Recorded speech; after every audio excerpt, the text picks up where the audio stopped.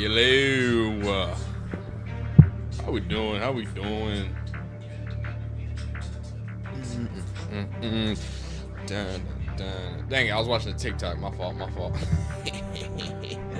Sell more fun in the building. Nisa in the building.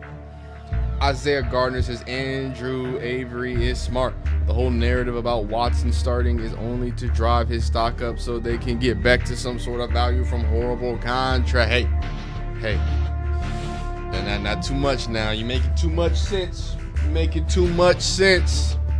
Rashida, how we doing? Carlton, what's going on? Another good minicamp, man. We got some things to talk about. Hope everybody's doing all right. Hope everybody's doing great. So, yeah, I've got a little themed show today. I'm just waiting for things to connect. One second.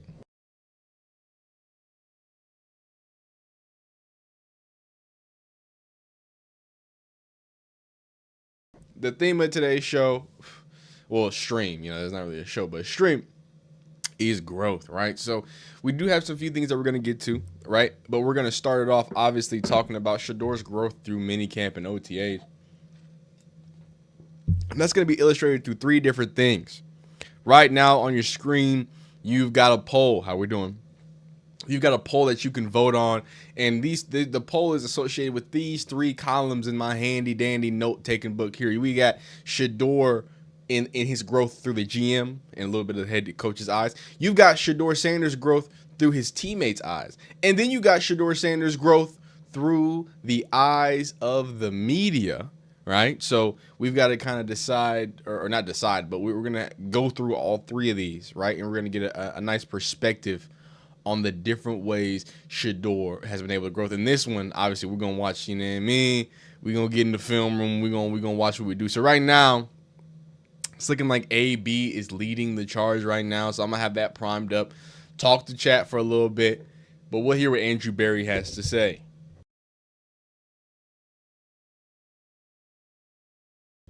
Hope everybody's doing all right. Hope everybody's doing great.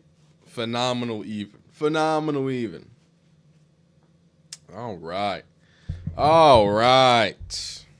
Let y'all vote a little more. We got 21 votes.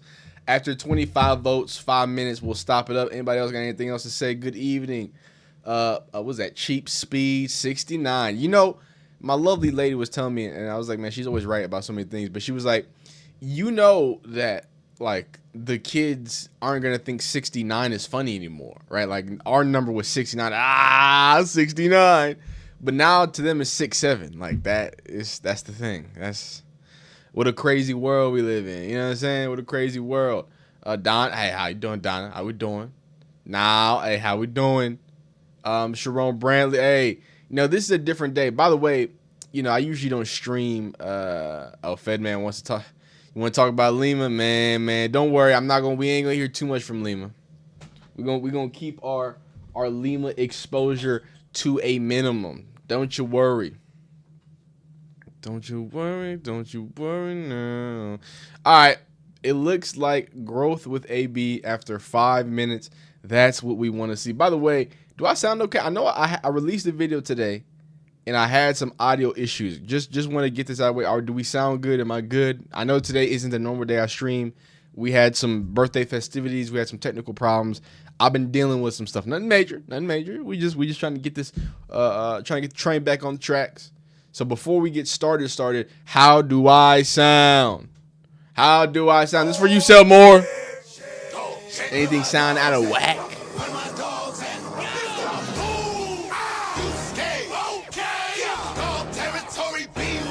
You know what I'm saying? Does anything sound? All right. Thank you. Nisa, thank you. All right. Beautiful. Shit sounds good. Don says good. Okay. Beautiful stuff. Y'all have voted. Let's go ahead and start with the growth through Andrew Berry, the GM. Fed, good evening. How you doing? Thank you for letting me know, Fed, man. I appreciate it. Thank you so much. Hey, everybody's letting me know how phenomenal I sound. Hey, make me feel a little bashful here. All right, let's get into it. So, Whoa, my thing didn't even start recording. Why didn't I do that? Shedeur'S growth has been one of the bigger topics of this Browns minicamp OTA session. Obviously, minicamp has wrapped up now for 5 to 6 weeks. They're going to go away until they return for the real deal fall training camp. Quarterback battle is still very much going on, but I want to hear Andrew Berry's perspective on it. How does he feel about Shedeur'S growth, the quarterback competition, and how it's going to lead into training camp? So, AB, take it away. I think he's had an excellent spring, Anthony. I mean, the past 8 to 10 weeks, and really probably beyond that, really the past 6 months with, as a rookie player and particularly at quarterback, you learn a lot your first year. And especially if you don't start a full season, start 6, 7, or I guess you start 7 games. And you kind of go through the year, it's adjustment going to the NFL, and then you get a chance to catch your breath and say, okay, well, here are the things that I need to work on, here are the things I need to learn. And I think he did a phenomenal job this offseason. That really started in January and February. And then certainly as we got into having, real practices in May, his growth has been tremendous. So we're all very excited to see, Shedeur'S, fall camp, preseason, things of that nature when we get into padded situations, live situations, less scripted. But his growth has truly been phenomenal. So there you see, very phenomenal from the growth perspective. Miss Chris says, "What's up, teams? Did you see the interview with Shedeur'S with the internal Browns media? It was very awkward." I'm not sure what you mean by internal Browns media. You're gonna have to clarify that one in particular. But we do have a video of him addressing the media. I'm happy you're here, Miss Chris. And then Saint Dre says we're gonna address Lima as Slima, the Slima bean. But yeah, I want to talk about that. We're going to have videos, obviously, where we go deeper into, like some of the more technical aspects. But this video specifically is just about, hey, what does, if you're not familiar with like GM's roles, right? GM's roles, they're the CFOs. If the CEO is, the head coach in that matter, right? They need to be obsessive with football on a very technical aspect, right? When I mean technical, I mean contracts, I mean value, I mean, looking at players as almost commodities, right? And it's not the most, what you call, it might not be the most nicest way, the way they do things. Their job is not always a very nice thing. They have to get their hands very dirty. So the way they even look at football, the way they even look at the entire situation, I think it's a very unique thing, but they are also extreme football nerds, right? So I think sometimes, the guys in the suits that sign the contracts kind of get overlooked, but these are people who have committed a lot to football. They've seen a lot of football. They've experienced a lot of football, right? So the fact that, and I'm going to keep saying it, what do they say about you consistently? We can say, y'all can say what y'all want about Shedeur. Y'all can talk about this and that and stats and this. But one thing y'all are not going to say, and one thing that he's completely dispelled, is this myth and this idea that he is some sort of like prima donna, nepo baby that is entitled and all these things that y'all said about him. It's like, well, if that was the case, he would have gave up by now. If a prima donna guy who had everything given to him, who has never dealt with adversity, he would have gave up by now. The falling in the draft, your dad has cancer, they prank calling you, they joking with you, they twisting your words. The media, the NFL media is attacking you and twisting the words that you're saying so more people can attack you. And he's coming back, and every single day he's committed to get better. Every single day they laughed and made fun of him and got mad that he didn't ask to be in the Pro Bowl. They made fun of him for making the Pro Bowl. And what did he do? He went to go get better. He didn't chill. He didn't flick up with his Pro Bowl jersey and be like, "Hey man, it get real dangerous right now." But it do get dangerous. It do get dangerous. That's not what he did. He been working for 6 months. This is a guy in Andrew Berry who's telling you, like, dog, this is a commitment. This is a guy coming off of only 7 starts. A guy who was basically told, "You're not gonna play." Sorry, buddy. I don't know if y'all can hear my little guy. He was very upset. A guy that was basically told that he's not going to play football, you're never going to be anything, X, Y, Z, and he ended up winning the most games out of any quarterback last year, right? He's right now in a competition with a guy who the last time we saw him fully healthy was playing MVP level football. Let's have the real conversation about it. And the fact that growth has been the biggest thing as a second-year player, that needs to be the biggest thing.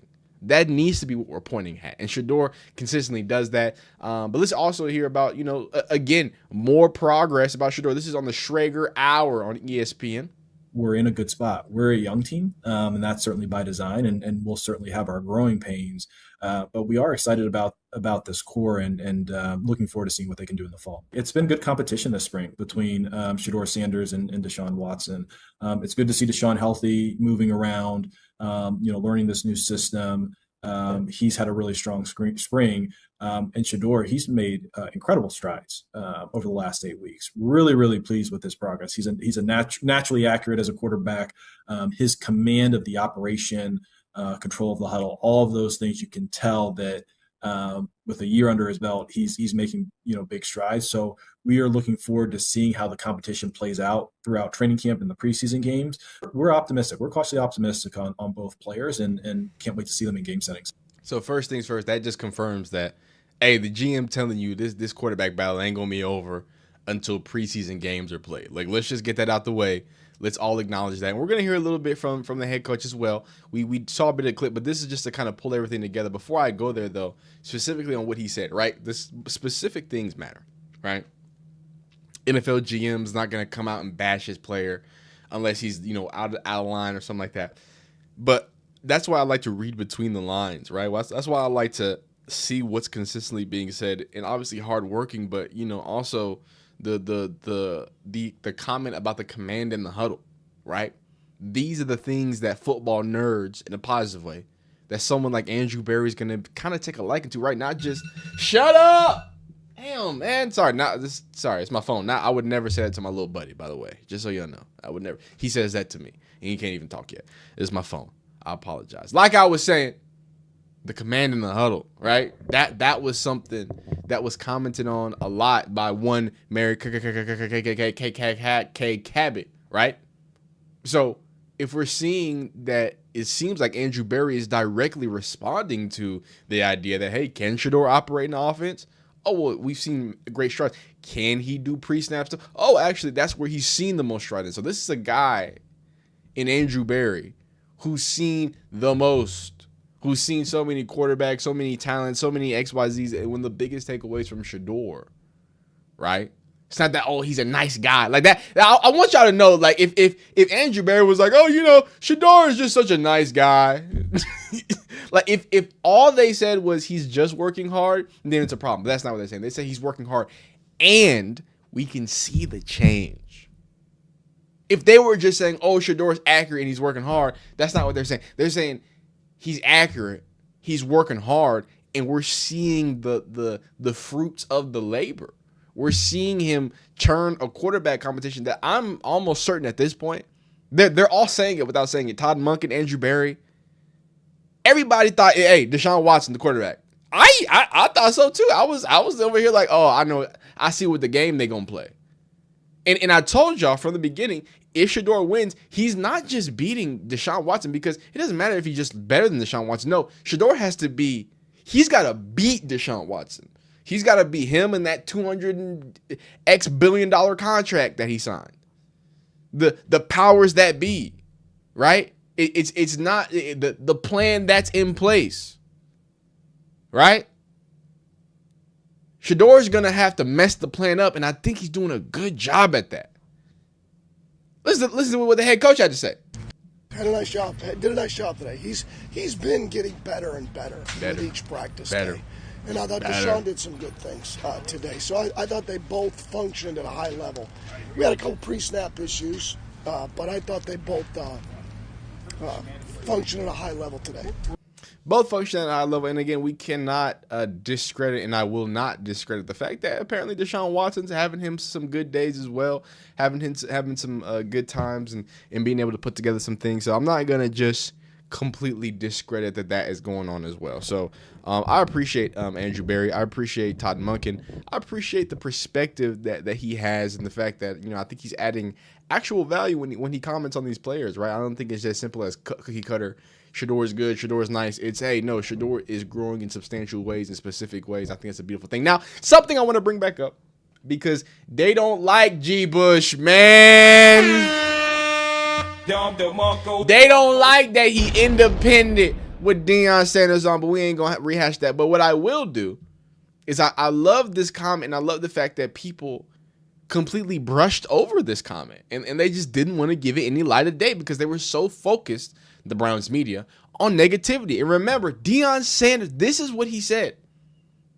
Nobody made this quote go viral. He says, you've got a GM, speaking about the Browns, you've got a GM that I adore. Like, I really do. I think he gets it bad because he's a brother, for one. Talk to him. But secondly, because they hadn't won. But you've got to understand, most of the time GMs and head coaches are married together. But Mr. Berry, he's done a phenomenal job with acquiring talent. Phenomenal to me. I love the ownership. They do care. They want to win. They really want to win. I know that's for a fact. And I know that in the heart of Mr. Berry, he wants to win at all costs. I just thought, since I'm having an Andrew Berry themed video, and since certain people don't want to point out the praise that Andrew Berry, everybody just wants to talk about the negativity, right? But when it really comes to, when the positivity comes, hey, it's crickets. Nobody's seeing nothing when Deion Sanders praises the GM.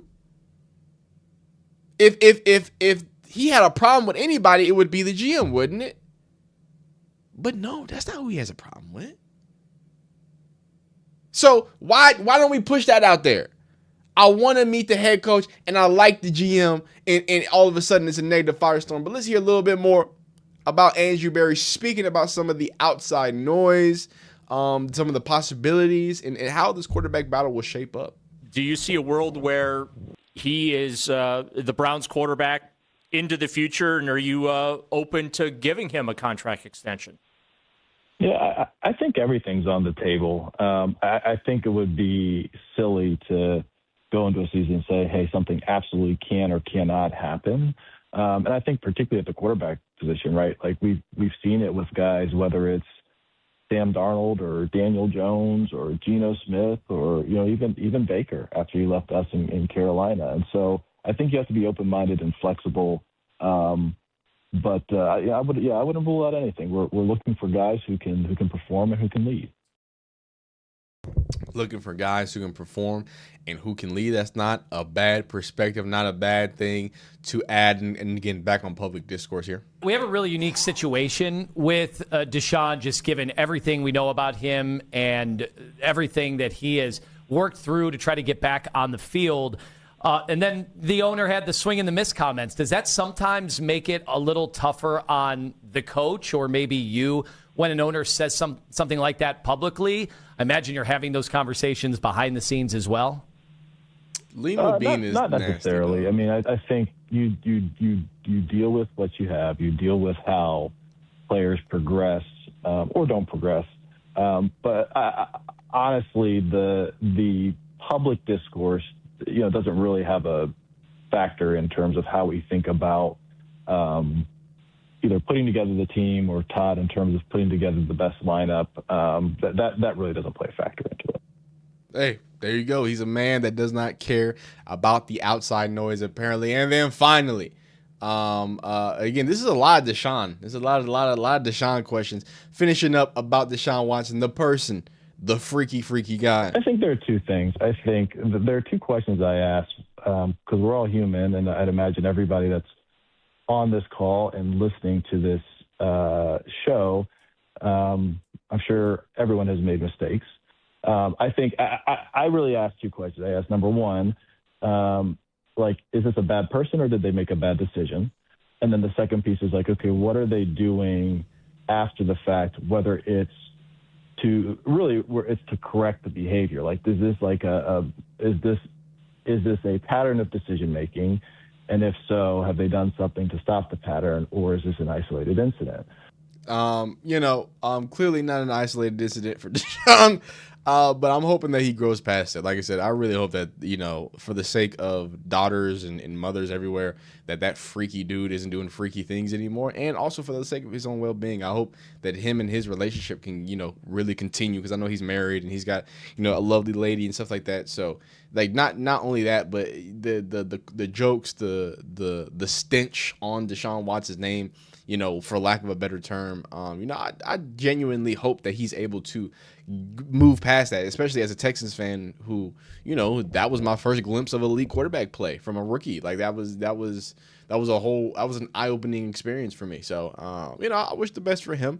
I don't wish that he beats that. I don't wish he beat out too though. I can't lie to you. I can't lie to you about that. But y'all let me know how y'all feel about Andrew Berry's thoughts and processes about what Shedeur'S growth has been, and also the idea of the quarterback competition as a whole. Like this video if you like it. Hype this video. Be great. Be blessed. Be beautiful. We'll see you next time. Peace. Peace, man. All right, next video.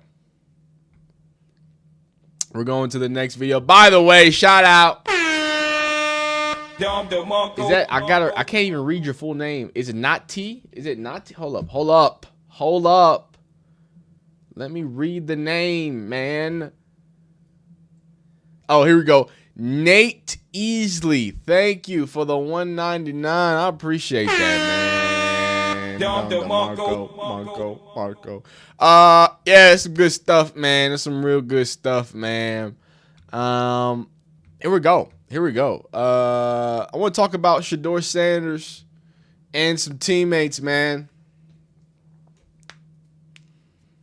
Big two. So,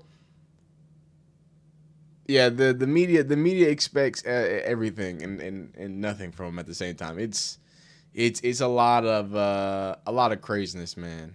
It's a lot of craziness. We got a little bit of Lance Riesling here. I think this should be a good little situation. I think we're good. I think we're good. All right, Cam Robinson. All right, so like I said, this next one is going to be focused on Shedeur'S and his teammates and just what his teammates have said about his growth. So we're about to get loaded up here. I just seeing if I can get what's it called?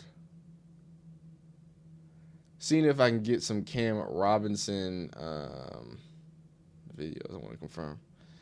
Just want to confirm something.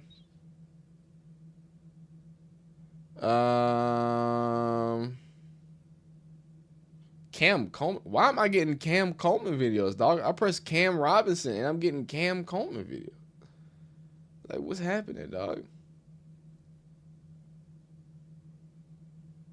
Why can't I not get no Cam Robinson videos? I'm looking for the Cam Robinson videos. They not showing them to me, man. They hiding them from me, man. Don't know what's going on, dog. I literally can't find it. Wow. I was trying to see if I could. Wait. NFL Plus. Oh, Cam. I'm about to get on you now.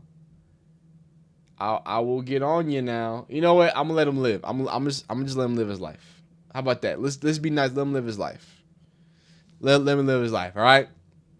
The theme of Shedeur'S Sanders spring has been to grow and grow and grow some more. So I think it's going to be a really good, interesting video to talk about what his teammates have seen from that growth, right? I think a very common idea in the world of quarterback play and in the world of leadership sports in general is, hey, the guys in the locker room, the guys on that team, the way that they see you, the level of respect that they give you, that's really all that matters at the end of the day on how you're going to lead and if you're going to be able to lead. So starting with Cam Robinson, what does he have to say about Shedeur'S Sanders? His shit probably just in his blood, but bro, it's his confidence. It's his, and it's not arrogant. It didn't come off to me as like an arrogance, but bro, he just breathe. You feel it. You breathe. He breathe. Like, you know what I'm saying? When he come in the huddle, he come in the locker room, he come in the huddle for the walkthrough. You kind of feel his aura kind of, and that's contagious. You know what I'm saying? Yeah, especially for young guys. So you feel his confidence, and you feel he don't feel there's nothing that he can't do, which is a great mindset to have. As long as you understand that it's always something for you to get better at and there's always something to work on. But at the same time, you got the mental makeup of, ain't nothing, I can do this shit. Like, it ain't nothing to get it done. I just got to get it done. You know what I'm saying? Like, I'm able to do it. Yeah, man.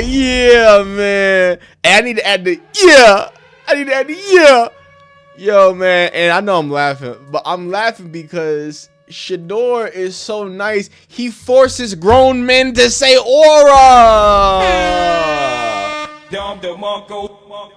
Do you know the level of aura you need to make a 6'12" nigga say you got aura as a second-year NFL player? Like, come on. What do we? Hey man, I wish y'all be saying, and it's crazy. I don't even get glazing comments anymore because I feel like people know me now, and people know like I'm pretty fair about this stuff. I like Shedeur. I'm a fan of Shedeur. Yeah.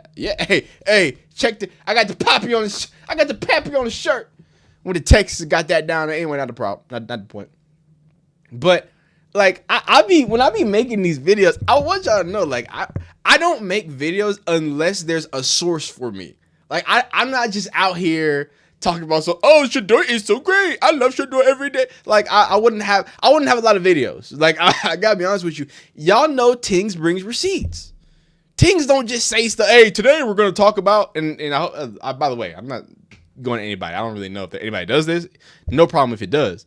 I'm just letting you know that they be glazing him. Like they be glazing him. Like I don't know what you want me to do. You got NFL players talking about he's got aura. Like and I'm supposed to be. I ain't played one down in NFL.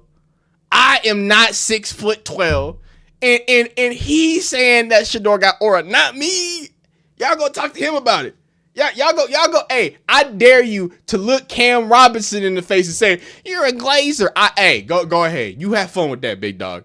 Look up like this and say you're a glazer, Cam Robinson. Yeah, have fun with that. I ain't doing it. I'm not doing it. This is what the professional players are saying. How about starting cornerback? Mr. Tyson Campbell, obviously acquired from the Jags trade. What does he have to say about Shedeur'S growth? From the point I got to the Browns during that season all the way to now, like you can see the growth big time, and the way he carries himself, the way he practices, you can tell like he's being even more than the pro that he was last year. He's getting better, and he's getting more comfortable in the offense, and he's gonna make plays. It's been great, man. They've been playing their butts off. You can tell how they're getting comfortable in the offense, and adding their little touches to it. There's two different quarterbacks. But it's been fun to see. You can tell like Deshaun's been a great leader, and Shedeur'S like soaking up all the knowledge he can from Deshaun. So they're both helping each other out. And I believe iron sharpens iron. So it's been great. That's a big thing, and I don't have it in here because specifically I wanted to have what his teammates were saying about him. But there was, I think this is a good time to talk about that because Tyson Campbell makes a great point of it. And I think the biggest point from that video is, hey, Shedeur is soaking up everything from Deshaun, right? And if I could take you back a year ago, if you were watching the videos a year ago from Tings, and I said, as much as I didn't want him to be a part of the Browns because it's the Browns, I was like, I was so happy that Joe Flacco was there. Like, having a guy like Joe Flacco, again, it's not just about, okay, Super Bowl winner, he's been in here, been there, done that. But it's also, okay, well, Joe Flacco's had some bad moments, some good moments. He's had some, you know what I'm saying? They've trashed him. They've called him elite in January. He's gone through almost every flavor of quarterback. So I knew when it came to adversity, having someone like Joe Flacco, that's important. Now, I think Shedeur is going to do another good thing and talk about a guy who, you talk about a gamer, go watch Deshaun Watson in them clips today. I know we call him a freak now. I know he's a freaky dude. I know that's how we associate with him now, but that boy could ball. That boy could ball when he had a claw on the side of his helmet. That boy could ball when he had a claw on the side of his helmet. Somebody put that on a pillow. Anyway, that's the point. My point is Shedeur Sanders' ability and want to learn from his teammates, to want and learn from the people around him, it really does start to kind of fight against a lot of these narratives of, arrogance and entitlement and nepotism, all these other things, right? To the idea that a guy in his second year that is so arrogant, apparently, as told by the media, as told by the fact that he would look at Tony Grossi asking about a competition and say, hey, we don't look at it as a competition. Hey, I look at that as that's my teammate and we're getting better every single day. That's what I look at it as. And I genuinely think Shedeur looks at it as that. And while I think he's got a great chance to start this year, and if he doesn't start, I'm almost guarantee you that he's going to play and start. He's going to start games for the Browns. I'm almost guarantee you that no matter what, even if he doesn't come out week one starter, right? But when we go, the letter 2 look good on that CJ. Hey man, talk to him. I appreciate that. But when we talk about somebody's willingness to learn from somebody, right? And I think with Deshaun, he can learn. Shedeur'S already a gamer, but he can take that gamerness to another level. He can take maybe some of the things that he does with his legs to another level. Like the fact that he can keep finding ways to grow. That's the definition of somebody that's really serious about what he does. And I never wanted to get mistaken whenever I say, hey, Shedeur'S growing, to say that Shedeur is not talented or didn't have talent or wasn't good or great at some of these things that he does. But a great person or someone who's great at something, they iron it every single day. You think Steph Curry, when he started breaking the 3-point record, thought he stopped getting better at shooting 3-pointers? You think he stopped shooting 3-pointers? I got too many basketball analogies, man. But you get my point, right? You think Aaron Rodgers stops throwing the little flick thing? You think Dak Prescott don't be flicking his hips? He like flicking his hips. Dak Prescott, that boy aging like wine. That boy getting better and better and better and better and better. So somebody who's that committed to doing something like that, I have to say, I'm gonna be very happy about. And shout out, by the way, I'm recording this live. I didn't, you know what I mean? I'm not supposed to be. This is in the live chat. And shout out with the 199 says that letter C gonna look real good on that 2 jersey. And the reason why, not only because it's a donation, I appreciate it, but also because I think that's a really good comment. I want y'all to know, people wouldn't even associate Shedeur'S with leadership or, having the captain badge on his jersey if it wasn't for just all the different videos. And Intel Play said, yeah, Cam Robinson was getting obliterated. I was finna put some footage on here, but I was like, let's just keep it positive, man. Let's just keep it positive. But if there wasn't so many times and so many teammates from offense, defense, special teams, it seems like everybody but the Browns media loves Shedeur'S Sanders. The head coach loves him. Right now, we can argue about stats and facts, all that other stuff. But when we talk about aura, and I didn't say it, Cam Robinson said it, right? When we talk about aura, there's not many that can match. Why did I say it like that? There's not many that can match what Shedeur'S has been able to bring to the Cleveland Browns. And here we go, Alex Wright. This is another. How many of these videos you got, Tings? I got a few, man. I got a few. Another teammate of Shedeur'S, and these are recent. I can go back. I can go back a few months. You want me Quinshawn and Dylan Sampson and Harold Fannin and so on and so on and Miles Garrett. Well, he ain't there no more. He ain't there no more. But Mr. Alex Wright, let's hear it. I'm seeing accountability. I'm seeing players push players. I'm feeling like a new energy of like a sense of urgency. Yeah. Like the way we talk trash to them, and now since I've been here, they never talk trash back, from my opinion. But you feel the vibe is different. Like the vibe is different. Quashan, I'm talking jump to Quashan. I'm talking jump to Shedeur'S. Like I'm talking jump to the tight ends, to the tackles. Just and then just hearing them just fire back is like we got fight. Like I haven't seen we had fight in a long time. Even when Todd is getting into the trash talking too, that's how you know. Like okay, we growing a whole lot closer than what I thought we could. At the end of the day, everybody has just one goal in common. That's just get better every day. So. Absolutely.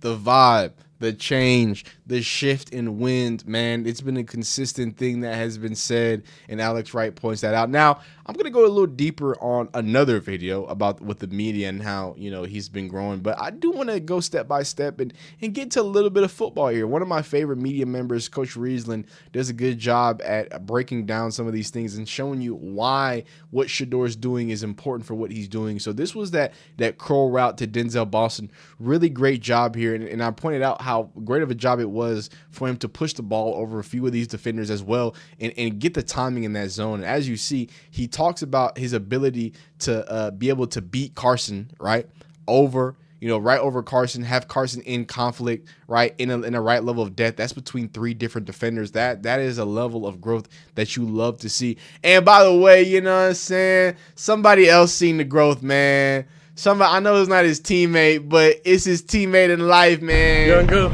Yeah, it's a beautiful thing, man. Hello, Fred. That shit was mid. Hello, Fred. You know, that was an off day, man, for y'all nigga. Nah. That's an off day for me, brother. Great throws.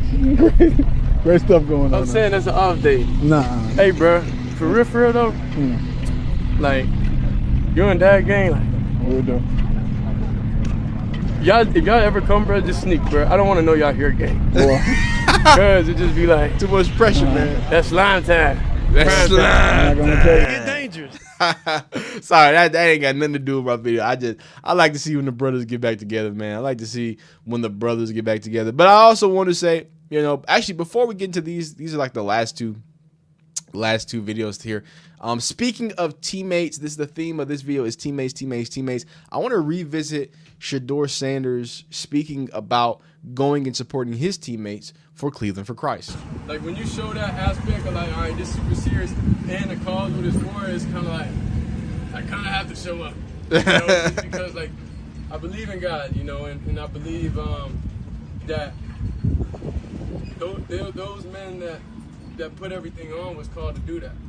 That's a beautiful thing, and it's a whole minute. I don't want to go too deep, and we've already reacted to it, but I want to call back to that because in this video, you know, the purpose of this video is to kind of show you that, look, what Shedeur'S says and what the head coaches says and what coaches say, right, that has to be taken with a grain of salt. You kind of have to read between the lines, but what teammates say, I think, is a little less read between the lines. I think the teammates are going to be even more unfiltered, right? While they're still going to be positive towards their teammates, there's still a level of acknowledgement of, okay, no, this is a man acknowledging what this man can do and what he's capable of. So I think it's important to see those things, right?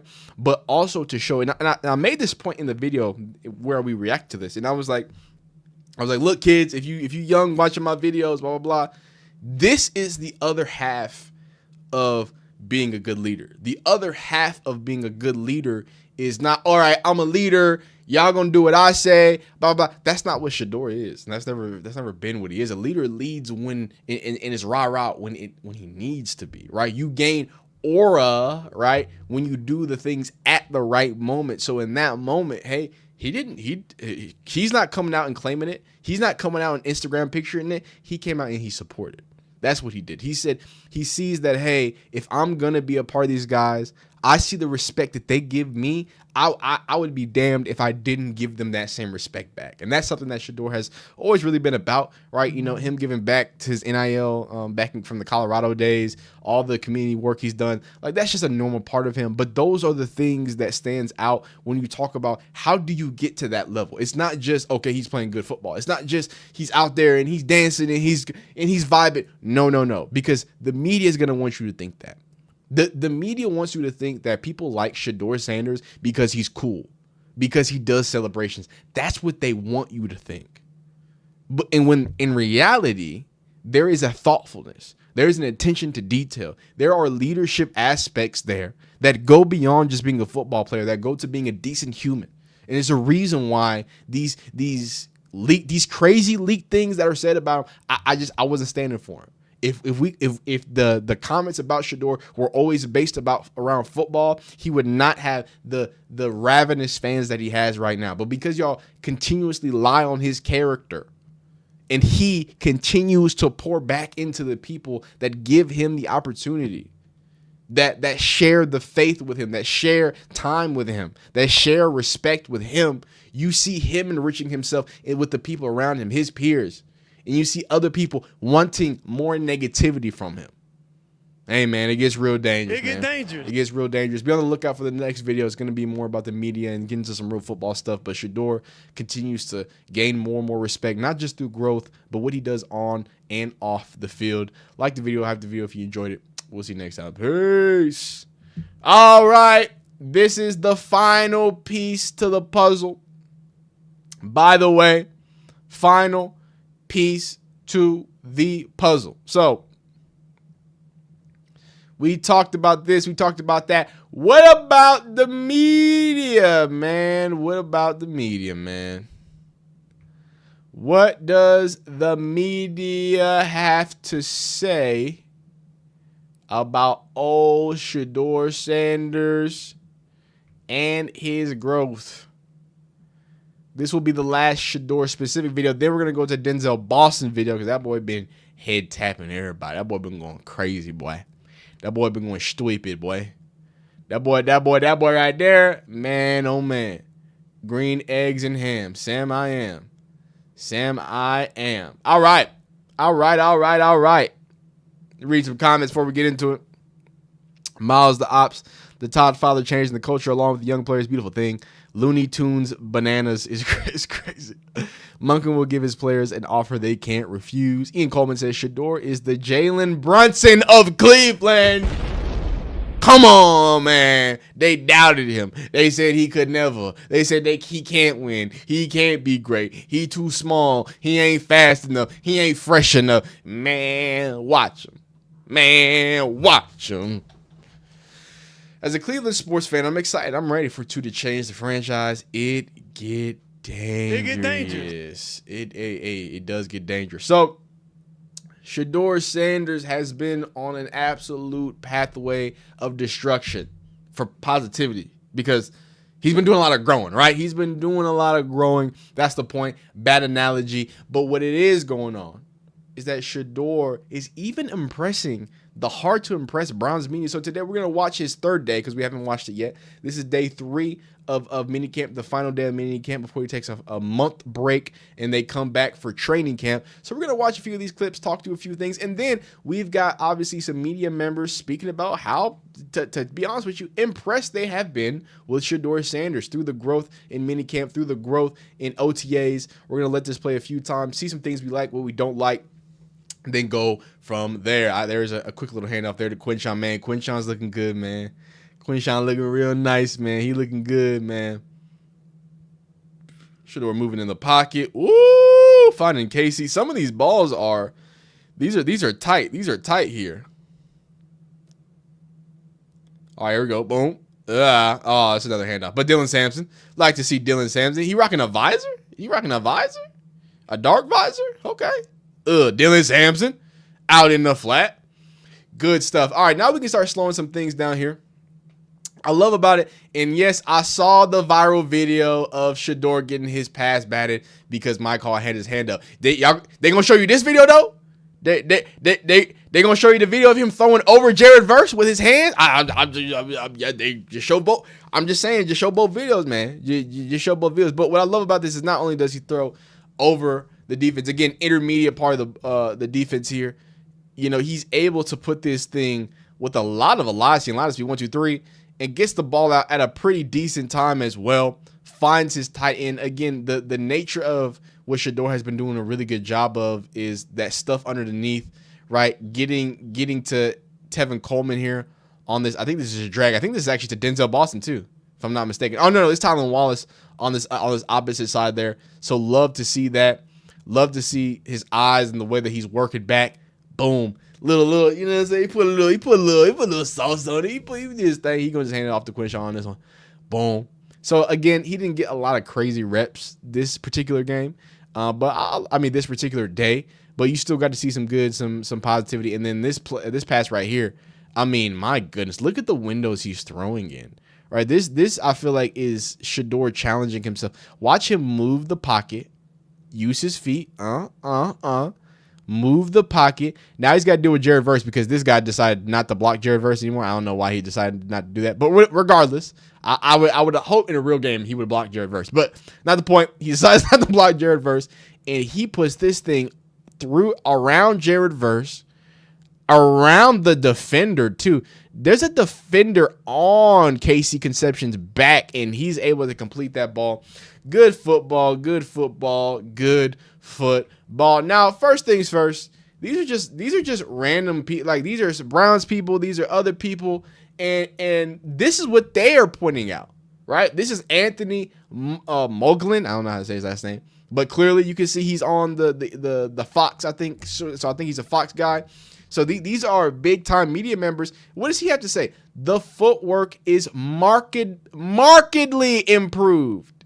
And to be honest with you, I think that has a lot to say about Kevin Stefanski and their staff, right? The fact that out the gate, multiple people are saying, wow, one offseason and the footwork is just that much better. So love to see that. Another media member, here's Felton Jones. I think he's actually in Cleveland. Shedeur is clearly ahead in the competition so far. This is June 9th. I think the QB1 will be named sooner than we think. That's what they saying, man. Here's Football Chops. Again, this is the guy, by the way, This is the guy that does the QB tracker. He's a part of ESPN Cleveland. He is the one that puts the QB tracker together. And this is what he has to say. He's been at all the camps, everything. Thought today was the most efficient day of both quarterbacks in minicamp. This is the last day, right? Yeah, this is the last day.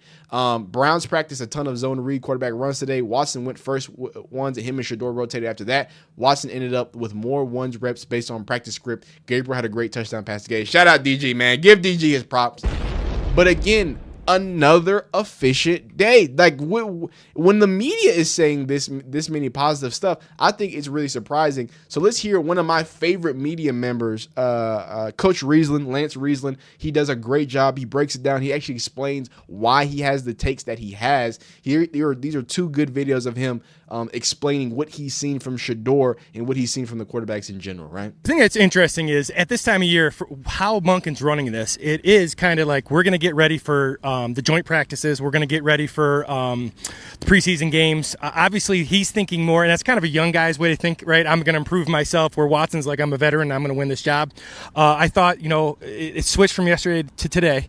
But, yeah, you can see that it's very much a competition for Deshaun Watson. It's very much you could see him out there today working as hard as he could. And not to say he hasn't done it before, but there's a sense of relaxation with Shedeur'S Sanders right now, and you can feel that when you're out there. Neither one of these guys is distinguishing themselves at a level where you say, hey, that's going to be the guy here in 2026. We're going to have to sort this out in training camp again. Well, I think right through the first 2 days of mandatory minicamp, I think that's well said. So that you're getting more highs and lows that you're getting from Deshaun. You're getting those wow throws, but then you are getting some terrible throws, some terrible decisions, where I don't think Shedeur has been as high, nor has he been as low. He's been fairly consistent. But one thing I always try to look at is I try to look at their footwork, see if they transfer their weight, try to look at the fundamentals of things, and you can see the improvement that Shedeur has made, not only over the course of last year, but even through early, OTAs into camp. He's making a ton of progression. He also has made early, OTAs into camp aid.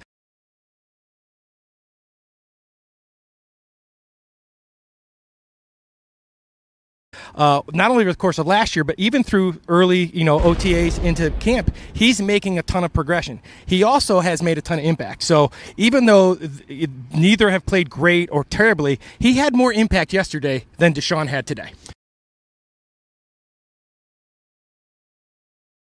Look, Darryl Reuter, I ain't gonna say too much. I ain't gonna be mean. But clearly you can tell that Lance Riesland watches football and has played football and has coached football, because he gives you football answers. He's like, hey, here are the specific. Darryl Reuter's like, well, none of these guys aren't Arch Manning, so just send them out the thing. What are you talking about? What exactly is happening? What exactly is the point of Darryl Reuter being there if he's just going to clash so much with Lance Riesland, who clearly, right, is back and is really dedicated to the world of football? I don't know how you have a true difference there. Am I still muted? Hello? Y'all saying I'm muted still?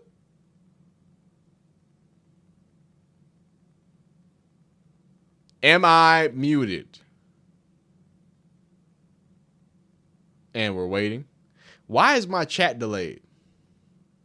I thought my chat wasn't delayed. Y'all leaving now? Can somebody just tell me I'm not muted before I continue with the rest of my video? You're good. Yeah, there we go. We hear you. Okay, there we go. That's what I'm talking about. So, yeah, that's my issue with Darryl Reuter. I'm not going to say too much, but what I will say is that clearly some people are watching football and they have football. Stop. They told me to stop yelling. Clearly some people are watching football and are seeing things and are paying attention to specific footwork, process, impact, highs and lows, the good throws, the bad throws, and Darryl Reuter's like, it's not Arch Manning. I don't understand. How you have to understand whose perspective you should value. You feel what I'm saying? And then again, more importantly, look, if there was anything about Shedeur that people wanted from him, right? If there was anything that they wanted from him was consistency, was stop the lows so much, or stop throwing interceptions, stop. So to me, it sounds like a guy who's not just growing at his own pace, but growing in a way that's probably going to make him a lot more of a consistent starter. It's probably going to make him someone that you might trust more. If Deshaun keeps having these low lows, like catastrophic throws, and then, big bomb, like, does that matter? We know Shedeur can break explosive plays. You feel what I'm saying? So I think that's an interesting thought process. And again, Coach Riesling is so nice, I had to hear him twice, right? What's it going to look like here, and how different will it look from what we saw previously with Kevin Stefanski?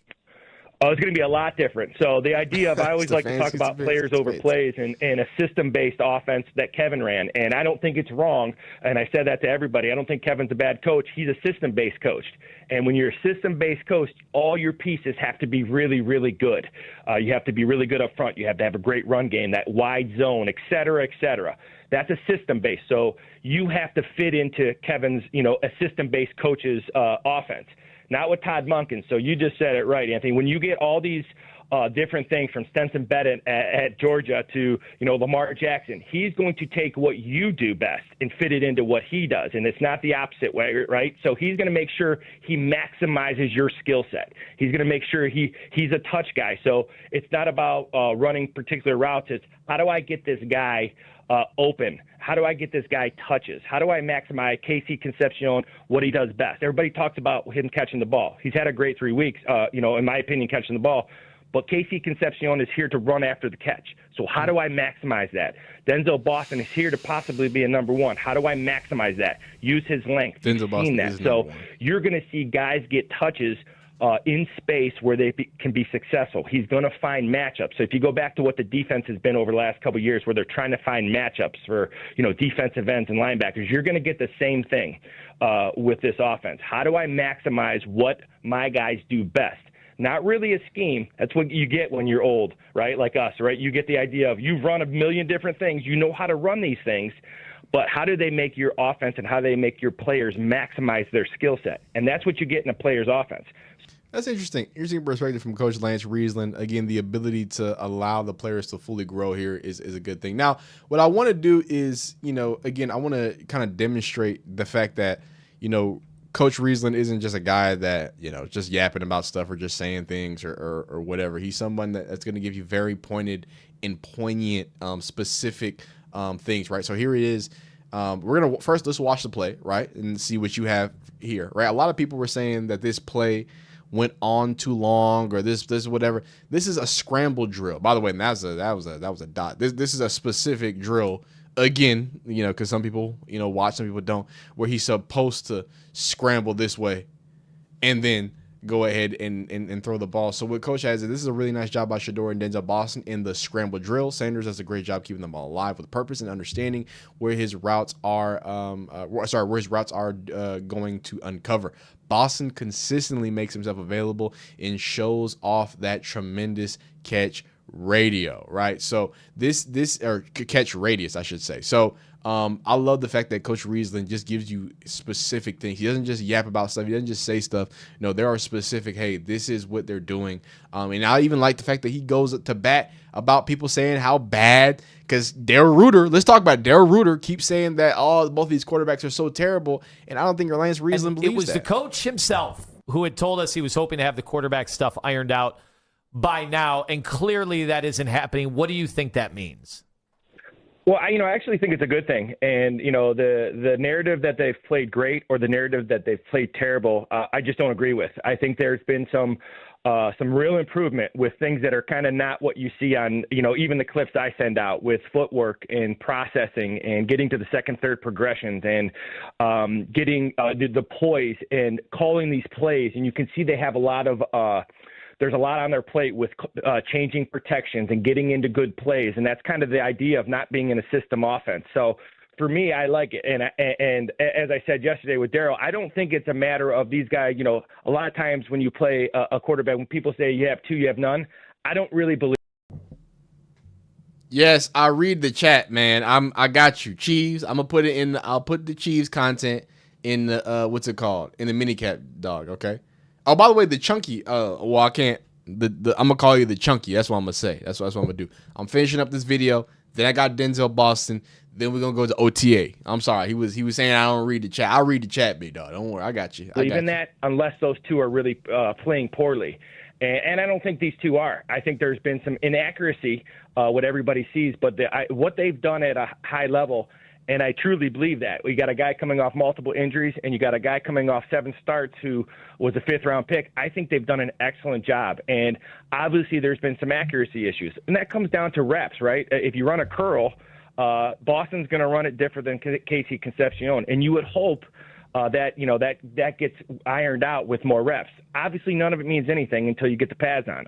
None of it matters until you get the pads on. And I think that's a great place to put it. I think it's a great way to say it. But I want you to know the media is turning so much that even Mike Florio, someone who is known to hate Shedeur, known to hate Dion, this is what he cooked up a concoction in his head. Let's hear it. I remember seeing some video from the early stages of the offseason program, and it was a simple little play where the quarterback got the snap, did a fake pitch, and then went into his drop. And there was a level of attention to detail that Deshaun Watson was displaying that was far more crisp and deliberate and intentional than Shedeur'S Sanders. I can't help but wonder, and this is all speculation, but it would fit with what I know of Todd Monken and what I've observed of Shedeur'S Sanders.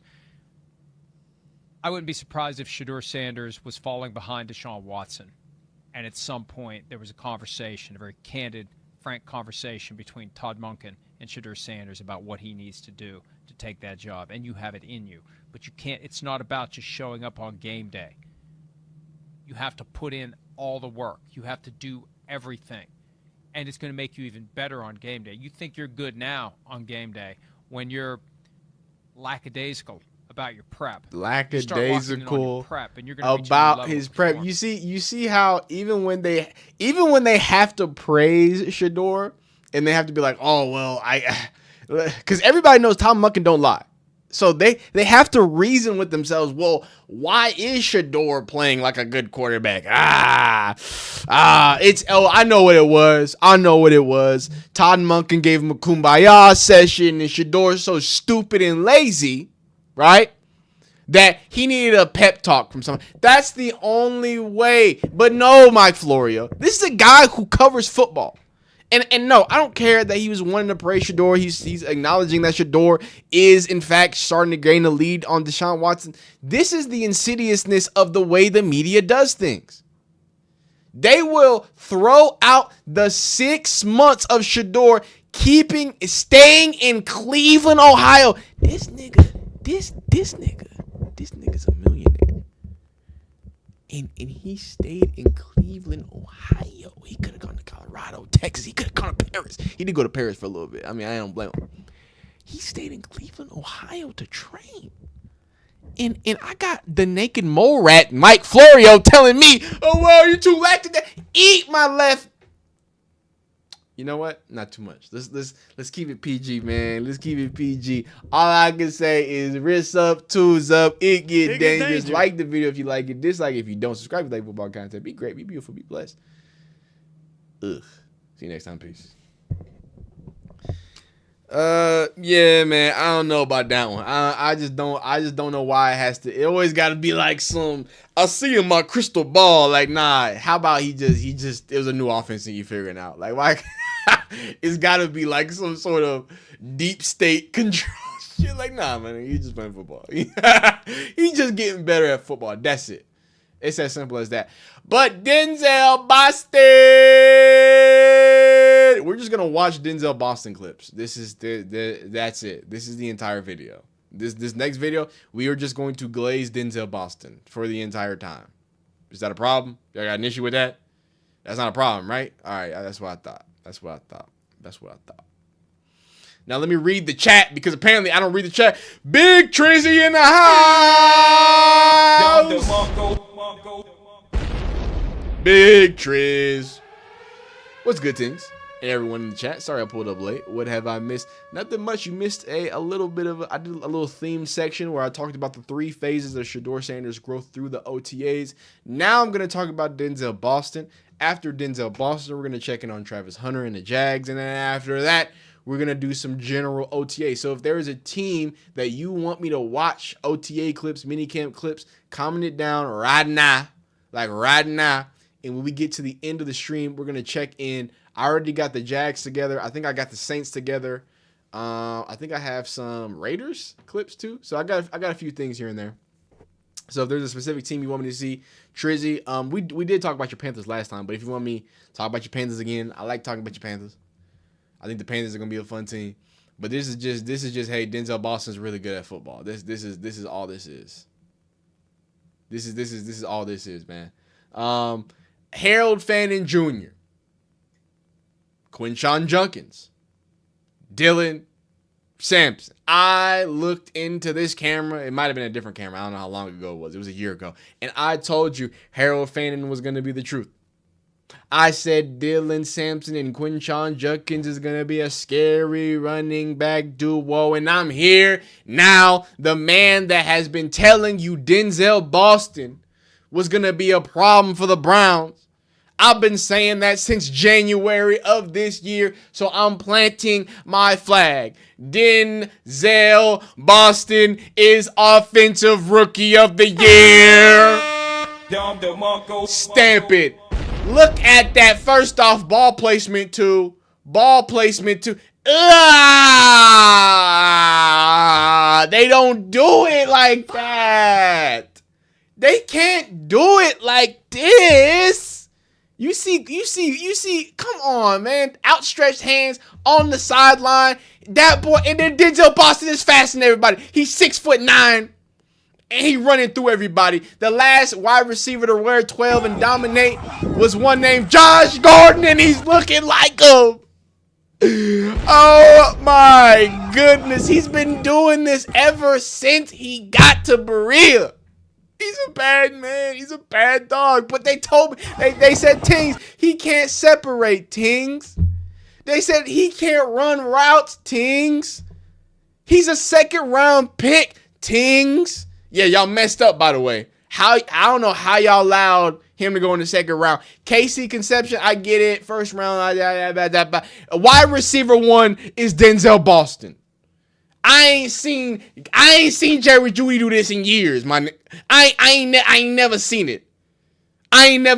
He is wiping Jerry Jeudy off of the face of the earth. Boom, come back. I thought he couldn't run routes. Look at this big summer gun. Sit this route down and come back to the football. Turn up and get loose with it. Again, he's 6'12". It's a big guy. That's a big dog. Look how nimble. Look at the feet. Look at him tightrope up the sideline. My goodness. I might be a Denzel Boston from 112 to another 12. I'm going to just get all the 12 jerseys. Give me Josh Gordon. Give me Shedeur'S Sanders. Give me Denzel Boston. Did Terrell Pryor wear 12? I don't care, man. Coach Riesland, how do you feel about Denzel Boston? What's your view of these young receivers and their ability to help elevate, whether it's Deshaun or Shedeur? Well, I'll tell you what. When coming into camp, I'm a big space guy, so I like receivers like Casey Concepcion and Isaiah Bond.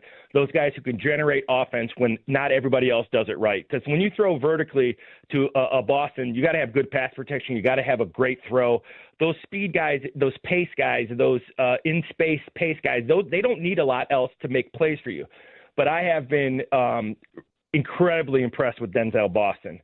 His catch radius, not only on the vertical balls where everybody talks about going downfield and you see those plays where he goes up and gets it. I'm talking on slants and curls and digs. That big body coming across the middle, he presents, that's when the term quarterback friendly, that would be an idea of it. He presents such a great target and he has such a large catch radius. He catches everything. He's kind of an old soul in football. He just comes to work every day. You don't hear him out there. He just gets his job done. Now, for me, what it does, I think that, everybody talks about they don't have a number one receiver. I think Boston's has a chance to elevate to that. But they have 3 or 4 guys now, including Isaiah Bond, that I think now gives their true number one on offense, which is Harold Fannin, is going to force these defenses to be balanced. And you're going to be able to see if they go nickel because they need to cover, now you can run the ball a little bit better. If they go regular personnel with 3 linebackers, who's covering Fannin? You have to be balanced in the secondary because maybe you don't have a true number one yet, but these guys have been all really talented in what they've done so far through the summer. And you haven't fixed the offensive line, but you've addressed it. And their movement skills, there's been an influx of talent with that offensive line. So, love to hear that. And Coach Reason does a great job. And if I could, I'm a bad drawer, but I want to illustrate something. I want to illustrate something. Can I draw something up for y'all? Just as we talk about the dangers that is Denzel Boston, right? Let's go center here. We got lineman, right? Lineman. I probably shouldn't do it like this. Lineman, right? Okay. So give me Harold Fannin. Oh, wait. Hold up. Somebody give me a Harold Fannin, right? So actually, this is where I'm gonna start with the player. So let's go Harold Fannin, right? H, right? Let's go Denzel Boston out here, right? So we got here, right? And then on this other side, let's go in the slot. Let's go KC, right? Let's go KC, and then over here, right? Let's go JJ, right? Hey, get dangerous. That's what I'm talking about. Appreciate that. Appreciate the $5. Appreciate that. I'm gonna come back and read that comment. Let me land this plane though. We got JJ, right? Then we got 007. I should never be allowed to draw anything ever. Okay. All right. You got your front 7. We'll give him a, we'll walk this backer up here. Boom, boom, boom. Right, boom. 3 stack backers lined up. 1, 2, 3, 4, 5, 6, 7. You got 1, 2, 3, 4, 5. Oh, wait, what am I doing? 7, 8, 9, 10, 11. Somebody can't be here. This is my point. Who you gonna cover? This is my point. Who you gonna cover? You either have to go light in the box. If I put everybody out chip, if I put 5 wide, I got Harold Fannin. I got Denzel Boston. He's 6'5". He's 6'4". He's faster than you. He's faster than you. And he might drop a pass, but he's still faster than you. Who you gonna cover? You can't defend, because then I got Quinshon Judkins in the backfield. That's nasty, man. And if only I could draw a little better, maybe things would be a little bit better. Oh!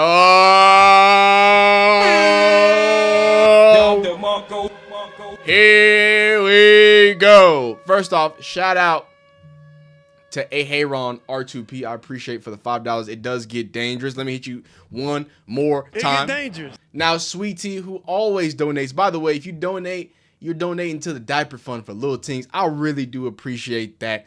Thank you so much for the $9.99. Now, to read the comment. That's crazy. Hit one more time. There you go. Thank you. If 2 would have said he thinks he will win the quarterback job, they would have said, be humble. Also, we are cool with the quarterback for gambling, but Lord forbid we get a speeding ticket. They don't want to talk about that. Boston is wide receiver 1. Isaiah Bond is wide receiver 2. KC is wide receiver 3. And I don't see Jerry Jeudy on that list. Sucks to suck, but I think Sweet Tea is cooking. Thank you for the $9.99. I appreciate your comment. Let's get back. I'm going to get back to glazing Denzel Boston. All right. Now that my terrible arts and crafts is over, shout out to my phenomenal live chat. They're donating. They're saying phenomenal things. Let's get back to glazing Denzel Boston. I don't know how you gonna cover this. Tell me how. If I got Casey Conception going one way, and then he doing this too. I mean, my goodness. I mean, my Lord. My Lord. I had to check my blood pressure. That went so crazy. How about another one? How about another one for Denzel Boston? He's going to keep finding ways. And we're joking, and, I'm a big fan of Denzel. And I've been making videos about Denzel Boston pre-draft. Like, I've been making videos about him. So I'm very excited that he's already starting to show up. But I really want to have a conversation about, like, what what this does for a team, right? And I mean, this is just such a great play there. Like what having somebody like this immediately gives a team, right? This isn't just a elite wide receiver, seemingly. This is an elite wide receiver with such a big presence. An elite wide receiver that causes mismatch problems. An elite wide receiver that's not afraid to do dirty work. An elite wide receiver that in a lot of ways is going to be able to, again, wipe Jerry Jeudy off the face of the earth. I ask you, we spent, the last 3-4 weeks just watching OTAs and watching film. You know who kept popping up?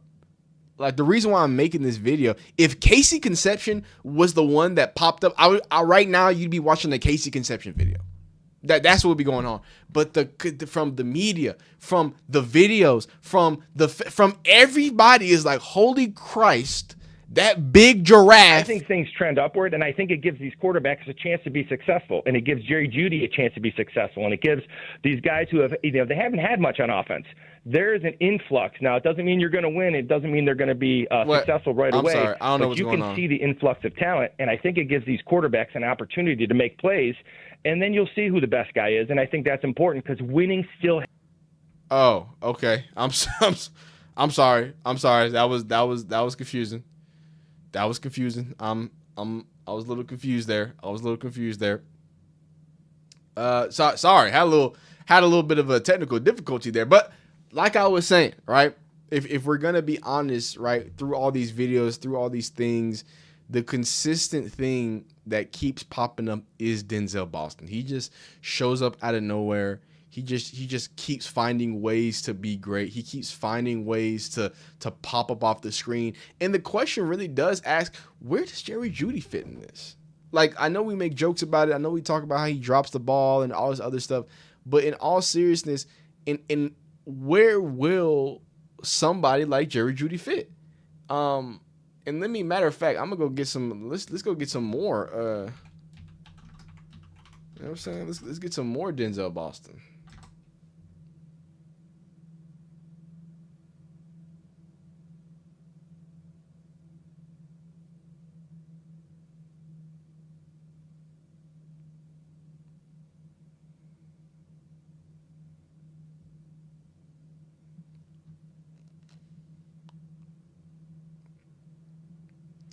All right, here we go. Like, you think about it, right? You're talking about a guy in Isaiah Bond who's a second-year player who probably you saw make more plays than Jerry Jeudy, right? We saw some plays from him. We saw some touchdowns from him.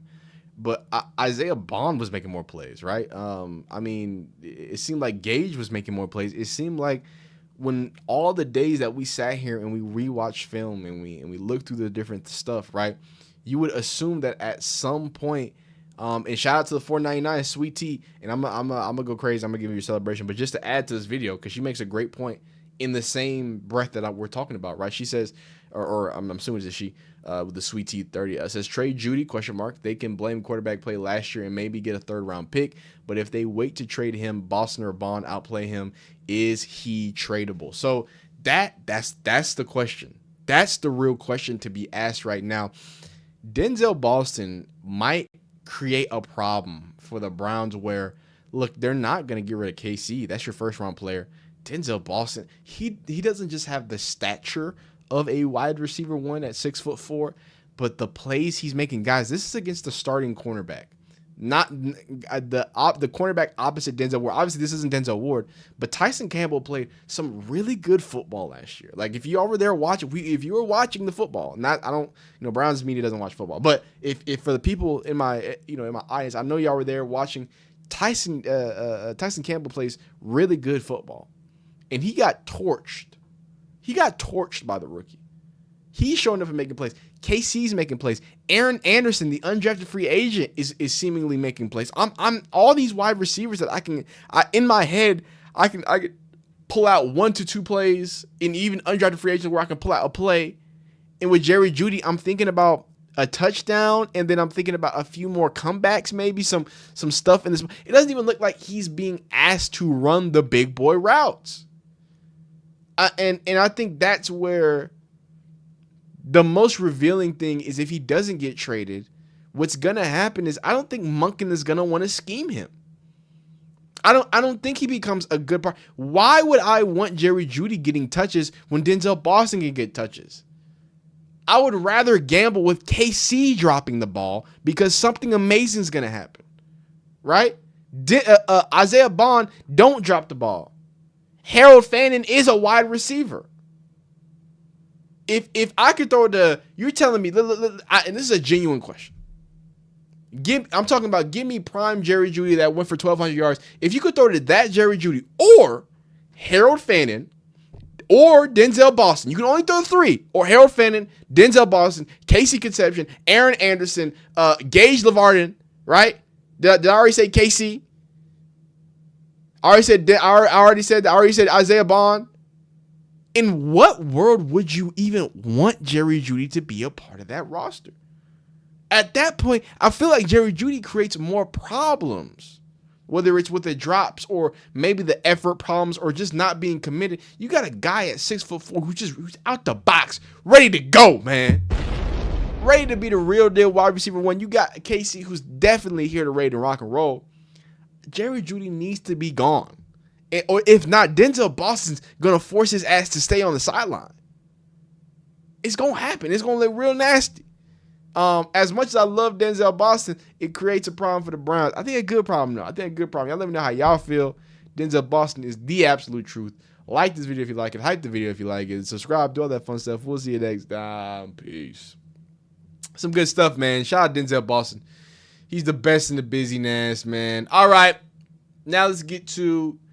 We're going to check in on Travis Hunter, right? But before we do that, we had some team requests for OTAs. So what I'm going to do is I'm going to go right here. I had a few here. Boom, boom, boom, boom. So I saw some Rams OTA requests. And by the way, thank you again for the $5.99. Thank you again for the $5.99. Thank you again for the $5.99. Sweet tea. I appreciate it. Asante says, I see 12 wins this season, probably shocking the world in the playoffs. That'd be interesting. I can see that. It's a lot of talent on this roster, dog. Quick Clip says, great point about Jeudy. He had a horrible season last year. This year has to show his value to be traded. And the thing is, where you going to get the touches? Like, this last year was the year for him to get the touches and become the bell cow wide receiver. He let Harold Fannin do that. Like, Harold Fannin did that and just like ran away with it. Yeah, Trizzy, it is an interesting battle in the wide receiver room. And I think it's so funny how the media doesn't frame it as a wide receiver battle. Like, nobody's framing it that way. Everybody's like, oh, well, it's like, y'all think that whether it's Deshaun Watson or Shedeur'S starting, you think they ain't going to get real used to throwing to a 6'4" target? Like, come on now. Okay, Sweetie says, I say trade Tillman and Jeudy, get a third round and maybe a corner. See, Tillman gets lost in the roster, man. It's such a deep wide receiver room. Jeudy's shallow temperament and lazy mechanics will destroy his chances. And remember, cameras are everywhere every moment. He'll be betrayed about a deadline, or be traded by the deadline, thank God. The Browns are loaded at wide receiver, and Watson will be the best backup in the NFL. Hey, man, talk about it, man. Hey, come on now. You talk about it now. Okay, so I heard Rams, Chiefs, Giants. I already have I have the Giants already ready. I'm going to put the Giants in here. Where did I put it? I was going to do a separate Giants video, but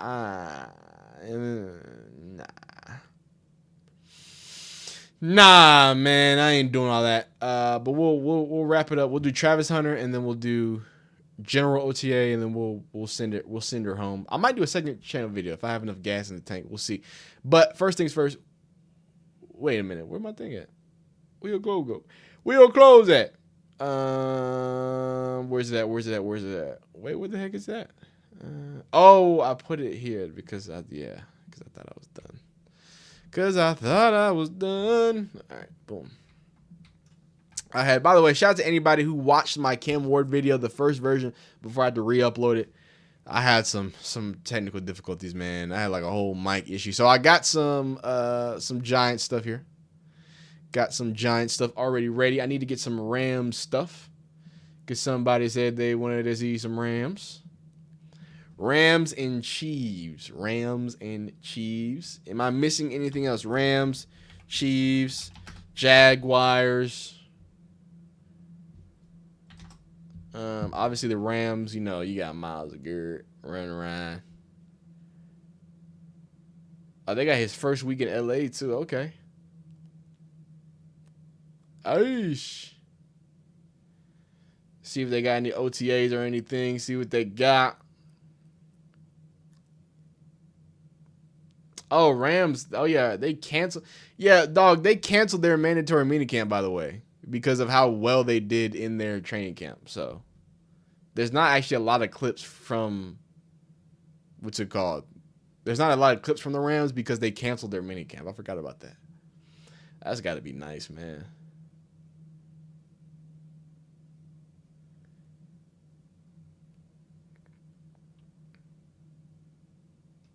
Let me see if I can get Myles Garrett, though. I want to see if I can get some Myles Garrett. What's it called? Some Myles Garrett. Boom! If Travis is on the Browns, would have 5 less picks. I mean, hey, talk about it. Steelers or Green Bay. Steelers or Green Bay. No Jimmy Horn Jr. videos. Have you lost your mind, FB? No. I have been keeping up with Jimmy. Anytime we talk about the Panthers, I talk about Jimmy. All right? Don't get it twisted. Don't get it twisted. Hasn't been a lot of updates with Jimmy, if I'm being honest with you. Like, I be trying, even like LeJounte, too. I be trying to, Will Shepard, come on now. I be trying to give you BJ Green updates, too, but BJ Green just do his thing over there. You know what I mean? He just do his thing. So don't get it twisted. Don't do that, big dog. Don't do that. Okay. All right. Go like this, like this, like this, and like this, and like this. Oh, yeah, I forgot Puka Nacua. Didn't he go to rehab? What did he go to rehab for? They say he was over. Never mind. I ain't gonna say nothing, man. I ain't gonna say nothing. 199. Appreciate that. Says, would you trade Judy in a third for Marvin Harrison? Judy in a third for Marvin Harrison. I think that, and this is how I feel about it, because I'm a big fan of Marvin Harrison.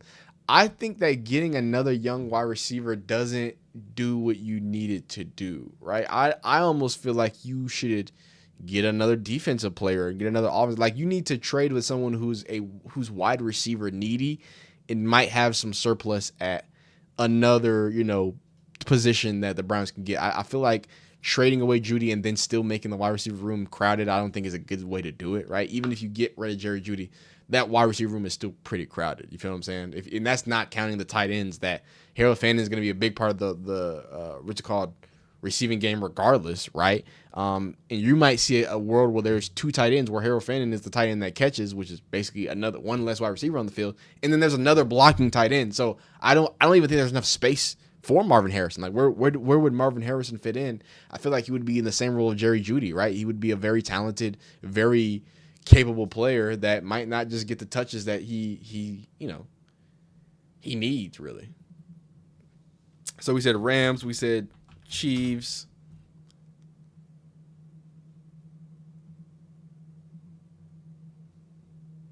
Get a little Chiefs in here.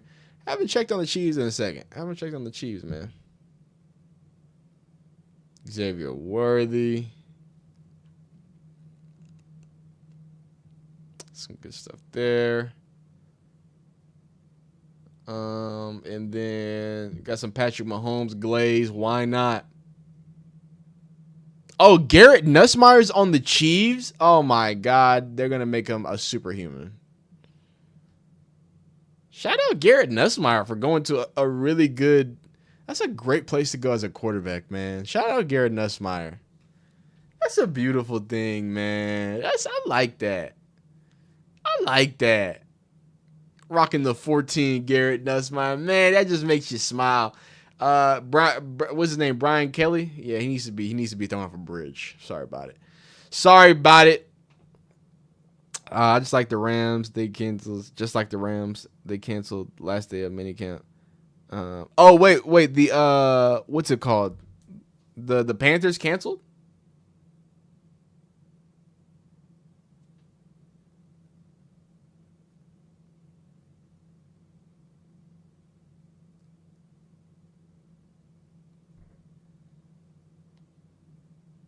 Yeah.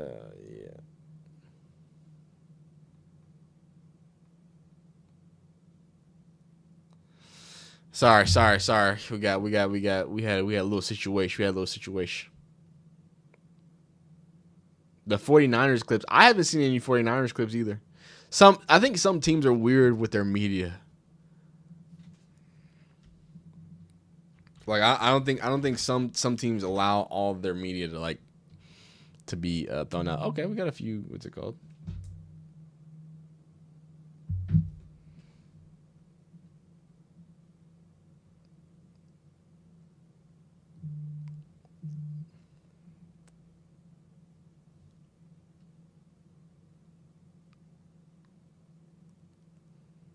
Ooh. Oh, Tyrod Taylor with the Green Bay Packs. Okay. Tyrod Taylor getting a little love. Yeah, so we're going to do Packers because we can't do everything, but we're going to do Packers, Chiefs, Rams. We might check in the Ravens a little bit.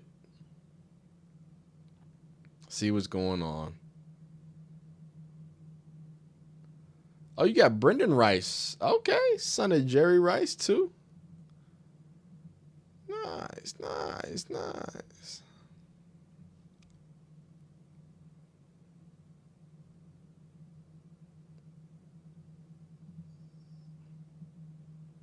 Savion Williams, that's the guy out of Georgia Tech. No, Savion Williams is the safety at Georgia. No, I'm thinking of somebody. I'm thinking another Savion, another Savion Williams. I said Savion Williams. I thought he played with Georgia Tech though. All right, let's get to it.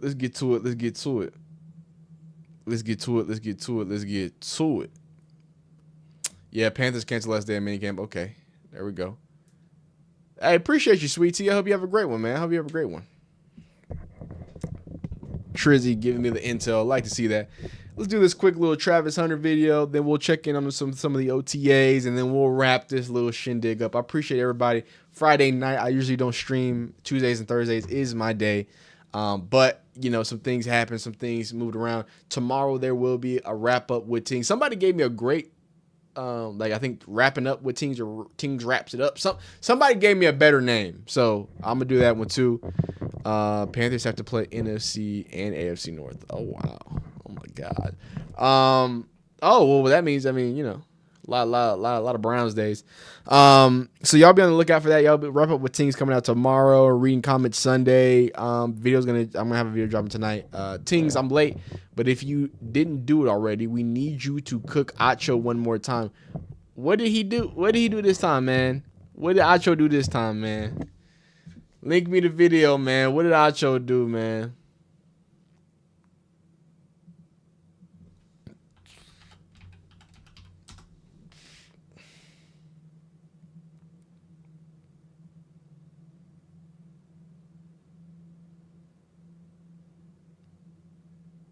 The world will forget Shedeur. Wow. Is Shedeur even good without Travis Hunter? Oh, jeez. Oh, jeez. Oh, P.O. Box would be cool. P.O. Box is not a bad idea. Actually, I want y'all to know, Tings is cooking up. I want to make some hats, man. I like hats. If I cook some hats up for y'all, will y'all cop some, man? I'm thinking of doing it get dangerous hat. I don't know. Y'all let me know. That's what I'm thinking, dog. Will people really rock with that? Do people really want to, you know what I'm saying? That's the real question. Be that the man.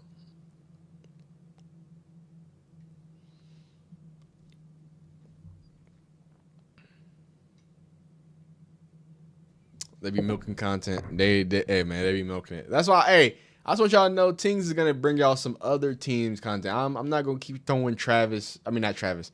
I'm not just gonna keep throwing Shedeur down your throat. If there ain't no Shedeur content, we ain't gonna make no Shedeur content. That's what we gonna do. All right, we gonna make a little. We gonna do what we do. We gonna yap about the other yaps that we can yap about, and then we gonna get to yapping. All right. So let's get right into Travis Hunter. Give it a shot, Tings. Hey, I'm gonna check it out. I'm gonna try it out. I'm gonna try it out. I like that song. That's a good song. But let's check in on Travis Hunter. We'll wrap it up, and then we'll go from there. So, Travis Hunter, man, he's getting closer and closer. Obviously, we know he's recovering from a knee injury. When we talked about it a few days ago, we talked about the insane transformation that he went through. We talked about, the fact that he was looking really bulked up, right? He got some extra time to work on his body. He expressed how he spent extra time, bulking up and doing those different things. And something very interesting that, through all of this that people are kind of starting to not focus on is the whole narrative during this offseason, right, has been Travis Hunter's a failure, Travis Hunter's a bust, Travis Hunter is only playing cornerback. I don't know if y'all see, right, in the Sleeper Jags let you know right now, Travis Hunter's on offense. And I'm not sure if y'all noticed, Travis Hunter's been on offense for the entirety of OTA. Like, you see the wide jerseys back there. Of all of OTAs in minicamp, Travis Hunter has been with the offense. It's almost like when Travis Hunter told y'all that the people were lying about Travis Hunter only playing on defense, that he was telling the truth. And I want y'all to know, man, he's getting faster quicker than you think.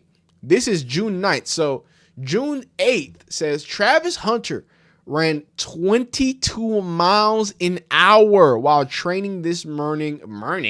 Wow. Sorry, I did not mean to turn to Glorilla. Wow. Training this morning per Coach Cohen. This is a guy. Now, here's a guy coming off of a knee injury.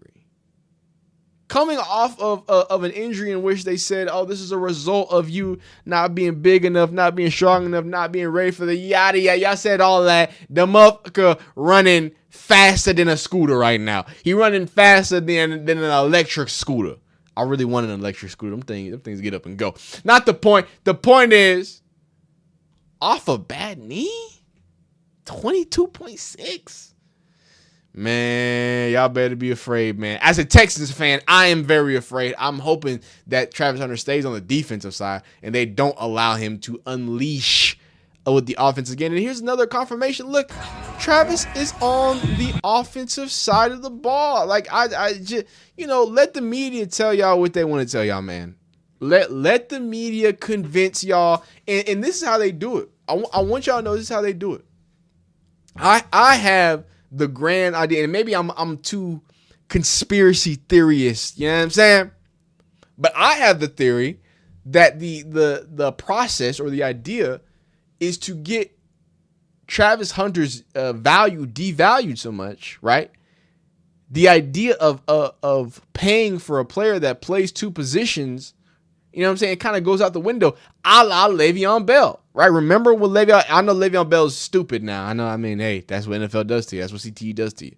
And clearly he did not win his holdout. You held out and then had to go play for the Jets. My God. So there's clearly a better way to do it. But his argument at its core was great. And it's that, hey, I'm a running back, but I am really a wide receiver. I'll play two positions. Travis Hunter is going to play two positions. So when he goes in the next 3 years for his contract extension and they try to pay him as a corner, which corners ain't really making a lot of money right now, right? Or they just try to pay him as a wide receiver, which wide receivers are making a lot of money right now. Instead of actually, you know what I should get paid? I should get paid as the best corner or wide receiver, whichever one at that point. And also, I should get 50% of, you know what I'm saying, the other one. You shouldn't, I don't think you should get two, times two, because you're not you're not two people. You're not two people, Travis Hunter, but you do the work of two people, right? So I think you should get 100% of the best quarterback contract and go ahead and give me 50% of the wide receiver contract too. Go ahead and add a little $10 million a year on my AAV. Why not? I play two positions, right? So that's my tenfold theory that they're really just trying to devalue this guy, because right now it's looking like he's playing both sides of the ball right now. Come on now. And by the way, this is a guy that's hurt. This is a guy that's hurt right now, finding a way to get work, finding a way to get some valuable way, catching the balls in the best way he can, doing everything he can. And And Trizzy makes a good point. He says, as long as Lawrence doesn't throw any autopsy balls, Hunter will be fine. Hey, man, look, I have to, admit when I was wrong, and I do have to say I was wrong about Trevor Lawrence. Trevor Lawrence has really impressed at the end of the season. So I was happy about that. But I do want to point out that Travis Hunter, while, the two positions is important, and these things are important points to point out, that look, he is playing both, right? It isn't just, I wasn't pointing out him playing wide receiver just because he's playing wide receiver. No, here he is with the defensive backs getting some mental reps, getting his reps in. You feel what I'm saying? This is some good stuff. People are asking if I'm good. I'm good. I promise you I'm good. I had the 10 hat foil was going too crazy. So you love to see that. Travis Hunter is going to play both sides of the ball. Travis Hunter has a really large opportunity to be a transcendent type player, right? A player that can really completely change what can and what can't be and what can be added to certain layers of football, right? So for me, I think it's important to point these things out. I think it's important to see that he's still a cornerstone, to see that he's going to get a lot of opportunities, to know that there might be some sort of scheme, right? They might be trying to frame Travis Hunter as something that he's not, and what he is clearly a unicorn of a player that no one else can be like, playing multiple positions in ways that no one else can do, right? So I think that for him, it's important that things are valued in that certain way, and he's valued in that exact certain way. So now, speaking of Travis Hunter, we push on to the rest of the Jags and what they got cooking up. I think one of the biggest things, I think one of the biggest issues and one of the biggest things that we have when it comes to the world of the Jags is the fact that you've got someone in Brian Thomas or BTJ who was just terrible last season, right? He had a big issue dropping balls, alligator arming things, concentration issues, all these other types of stuff, right? Like I don't see how, you know what I'm saying? I don't see how this type of talent, Brian Thomas Jr., goes so, really, I don't want to say undiscovered, but he kind of went undercover. He kind of went away for a second, right? He kind of disappeared. So to see that the coaches are speaking positively into him, to see that Trevor Lawrence is able to find him some more, to see that he's able to catch again, right? It really feels like this is a guy that has his confidence back. So when Travis does come on the offensive side of the ball, right, this only lessens the amount of pressure that he has. Obviously, Parker Washington's a dog. Jacoby Myers is an absolute dog, and they're coming together in a great way. But to see I wouldn't say growth, but the kind of the rebound for BTJ, I think that's something that's going to be important to look at for the total team, because that's going to be important for what Travis Hunter has to say. Who called Travis Hunter a bust? Tom Tide says, Travis Hunter, he got hurt jogging in practice. He's a bust already. Well, how are you a bust if you're really good at football? I thought busts were supposed to be bad at football. That don't make no sense to me. To be a bust, you got to be bad at football, not good at football, man. That's how that works, Tom Todd. I don't know if you knew that. When you get hurt, that don't make you a bust. I don't know if you knew that, big dog. Hold that thought. Lawrence is inconsistent, has to put multiple years together, then I'll believe it. That's what I'm waiting on. I'm waiting on him to be consistent for multiple years. Because, if you were to ask me at the top of the offseason, what the Jaguars needed to do, I would say that they could confidently play Travis Hunter at confidently play him, at the defensive side of the ball, and still, confidently play him on the defensive side of the ball at the same time as not having BTJ on the roster as a wide receiver. I think that you get a really good value, right? So Tom Tide, he was bad.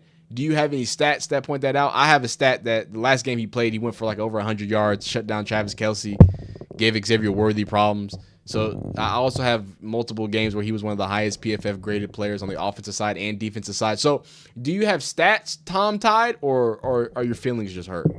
Like we talk about football over here, you know what I mean? We don't talk about our feelings, you know what I'm saying? I don't care how you feel. I'm talking about what the statistics say. You know what I'm talking about? what the pudding say? The proof in the pudding, Big Tom. You know what, Tommy? I'm gonna call you Tom Riddle. My guy Tom Riddle, he says that Travis Hunter's bad, but he ain't got a stat. He ain't got nothing. He calling somebody a bust. How many NFL games you play, Big Tommy? Oh, okay. Okay. Come on, Tom. Yeah, I mean, he a bust in his rookie season. But Trizzy, these people don't watch football. We talking to people that don't.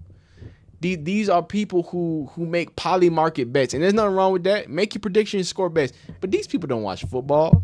They do their DraftKings, and nothing wrong with doing DraftKings. Just don't Brendan Sorsby yourself.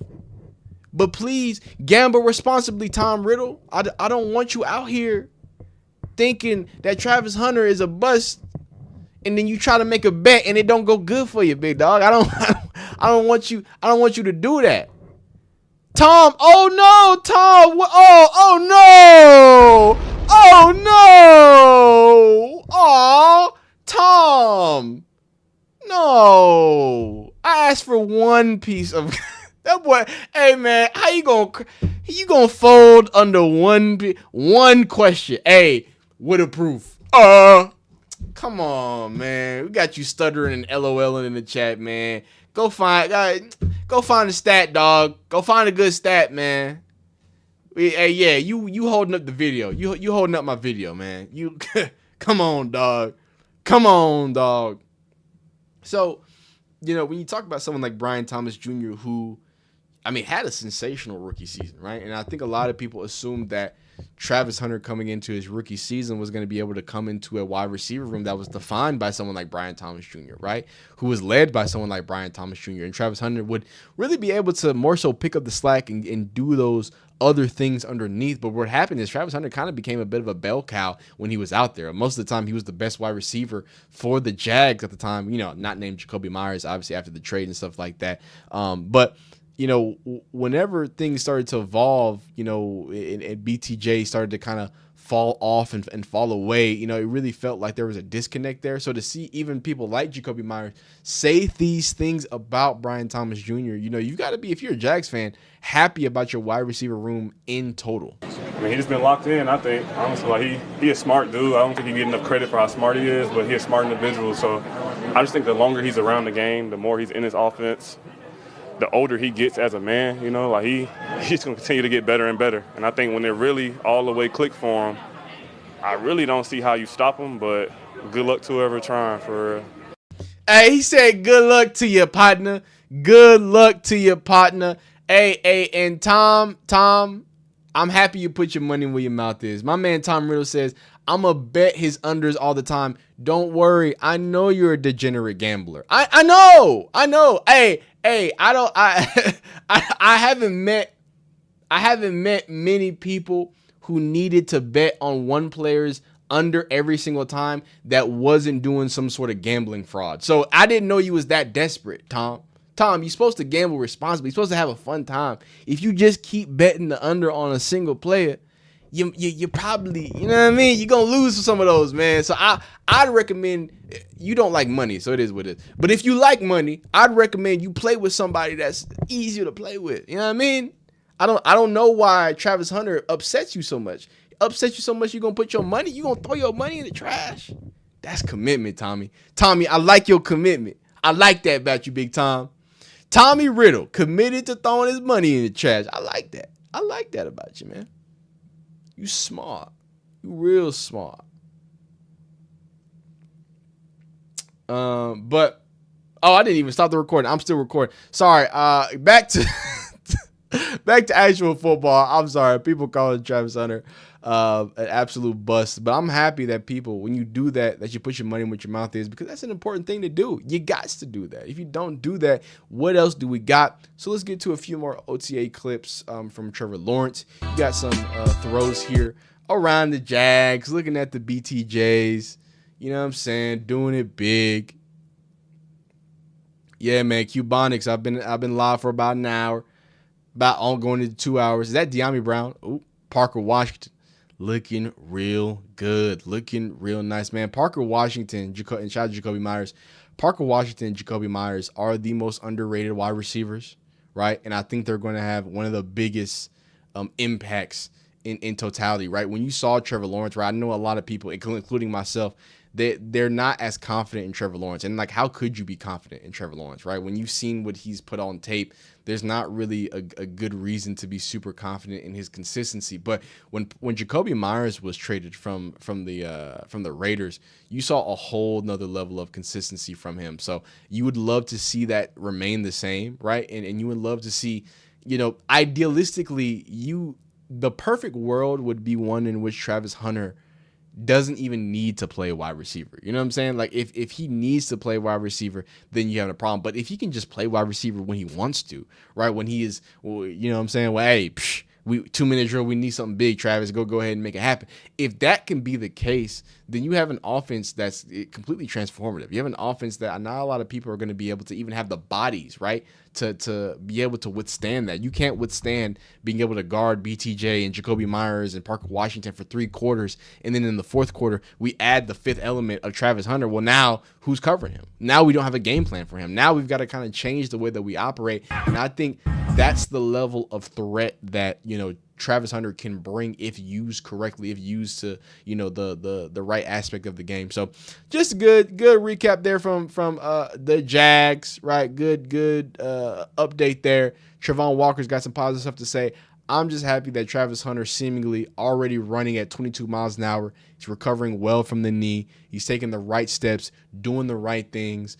So you're gonna look very scary. He's already bulked up. He's already one of the better corners on the Jags as it stands, looking to be one of the better receivers. So we'll see how things work out. Like the video if you do like it. Hype the video if you want to get hyped up, man. Be great, be blessed, be beautiful, and we'll see you next time. Peace.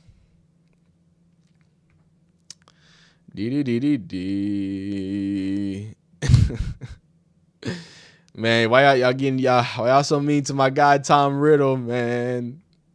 I gotta be honest with you, we not gonna be able to do a lot of the Ravens because I just don't have a lot of the Ravens to do. So we're gonna start it like this and then go like this.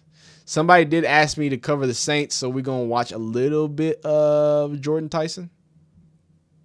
That's what we'll do. Like this and like this and like, oh yeah. All right, this is going to be the rapid fire OTA day.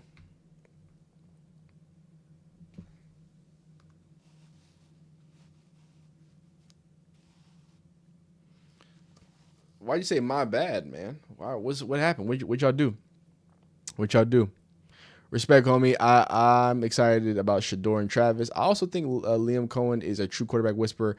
Baker's dip in 25 was evident. Hey, man, Liam Cohen. Hey, did he win? Did he win Coach of the Year? Am I wrong? If he didn't, he deserves it. I mean, you come in your first year, you take him to the playoffs, you make Trevor Lawrence like that, and then again, you talk about the different things he was tasked with, the different storylines that the Jags had to deal with. I think Liam Cohen immediately showed himself to be a top tier, not just offensive mind, but a head coach. Right? He's somebody that's gonna get a lot of praise as things moving forward, and I think that's a great coach to have right now if you're a young Travis Hunter. It makes a lot of sense. But let's get right into it. So OTAs, mini camps, we got all different types of stuff. So we're going to check in on a few things, starting with the LA Myles Garretts. The Rams are actually good enough that they can't be called the Myles Garretts. They are an elite group, an elite team. They want a superb owl, dog. There goes Myles Garrett right there. He don't show up to OTAs. He don't show up to mini camps. But when out there in LA, you know what I'm saying, when the sun is shining like this, man, you got to be out there.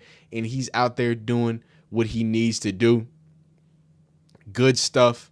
We're just checking in on some of the OTAs. Now, the Rams, they're not the only team to do this, but they actually went, I guess kind of viral would be the term, but they canceled their mandatory minicamp because of how good the OTAs went. I've seen steady improvement. Again, this isn't real football until we put the pads on.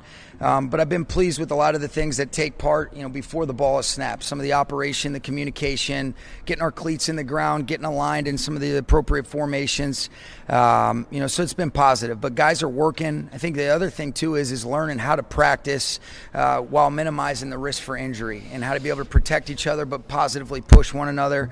I like the vibe of this group, but there's so much work to be done. But we're just trying to be in the moment one day at a time. But it's been good. It's been a good time. So good again. Like you said, he canceled OTAs or canceled mandatory minicamp.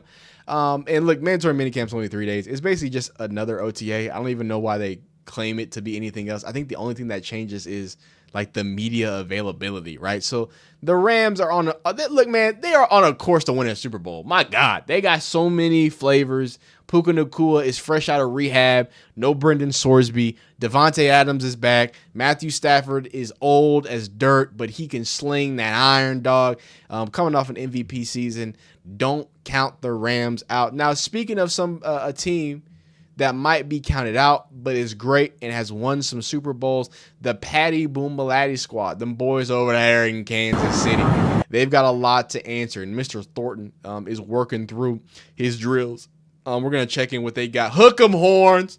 Xavier Worthy is also going through drills. Now, I did know about, because again, I'm a Longhorn fan, so I'll be keeping up with my Longhorns. I did notice that Xavier Worthy is in a yellow jersey. This is not it's called a non-contact jersey. Now you see that the what's it called? The quarterbacks are wearing them. Usually we call them quarterback jerseys, but non-contact jersey because he ain't supposed to touch the quarterback. So that means he's clearly still working through some injuries, but he looks fast. He looks good. He looks shifty. He looks like the world record breaker in NFL Combine 40-yard time. So it is what it is. Now, something that you love to see, left tackle Josh Simmons, a younger player out of Ohio State, right? Offensive lineman.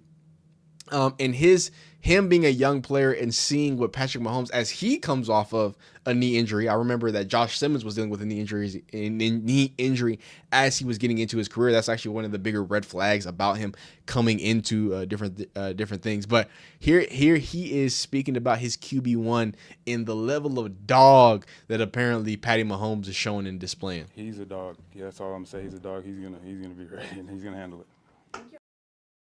Okay, that's it. He's a dog. I really thought this video was longer. I thought it was 50 seconds and not 5 seconds. But he's a dog. I don't know what else there is to say. And this right here made me smile, man.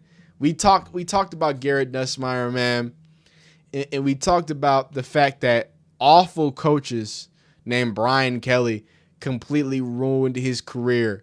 But to see him land in a place like Kansas City, known to be pretty positive with quarterbacks. Even when you think about what's it called, Minshew, when Minshew had to back up Patrick Mahomes, right? Like the backups of Patrick, you either get really great coaching and you get to soak up an elite player, which I think Garrett Nussmeier, for the praise that he got, right, for the player that a lot of people assumed he had the ability to be coming out of LSU, learning from Patrick Mahomes is a beautiful thing.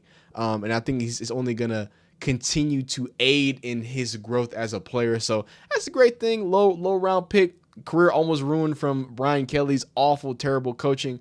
But here he is in a pretty good spot. Now, a few other quick little hitters here. Look, y'all know me. I'm big. Jacoby Lane is like, that's my guy. I think Jacoby Lane is going to be a dog. Elijah Surratt, though.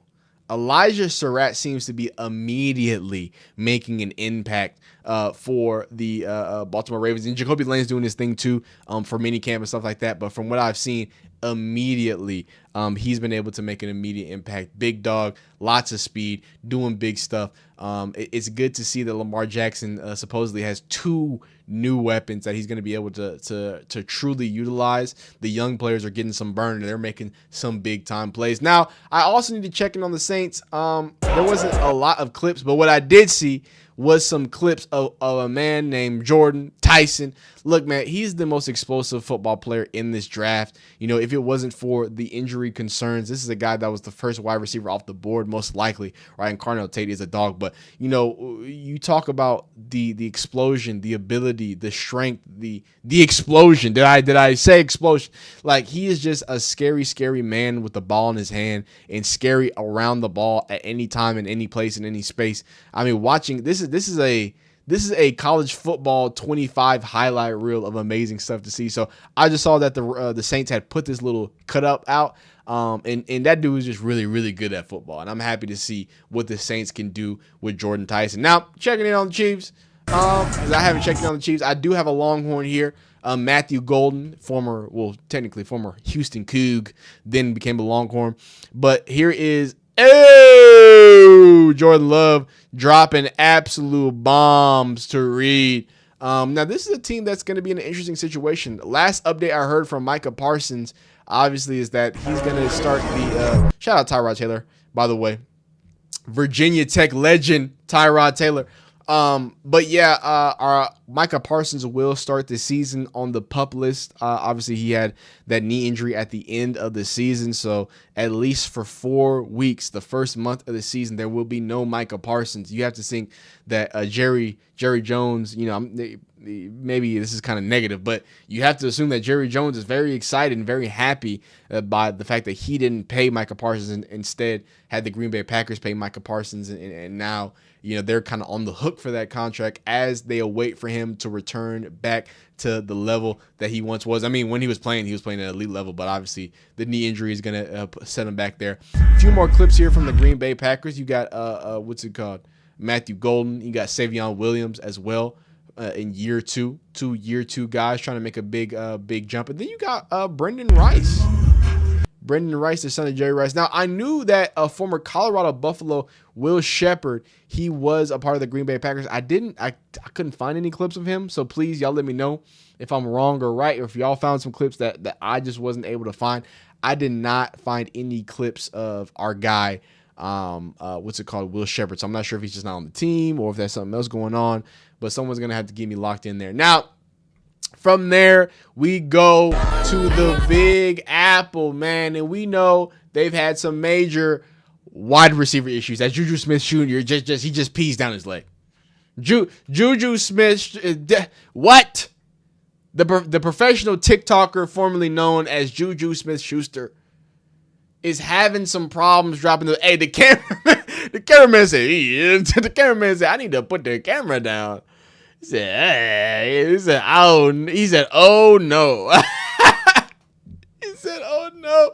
I gotta reset, man. So that hasn't been great. And look, man, it's a tough time. If you're a Giants fan, I have to feel for you, right? As there's another drop, but something different about OBJ. See, OBJ does a little different. He goes right back at it. He says, look, I'm going to be the vet in the room. I'm going to show real deal veteran leadership and really do the best to go ahead and make sure every rep is important. Look, they've got very bad news, right? And the bad news is that obviously with Malik Neighbors recovering from his knee injury and then him having to go to another procedure after having his knee injury, the Jets in that MetLife field have destroyed lots of knees and lots of Achilles and lots of tibias and lots of fibias, right? So it's a tough sign to see them both struggle with wide receivers and then at the same time have Odell Beckham seemingly be the best wide receiver in the room at most of the time, right? Like to really be the wide receiver that's carrying the most, getting the most effort, putting the most into it.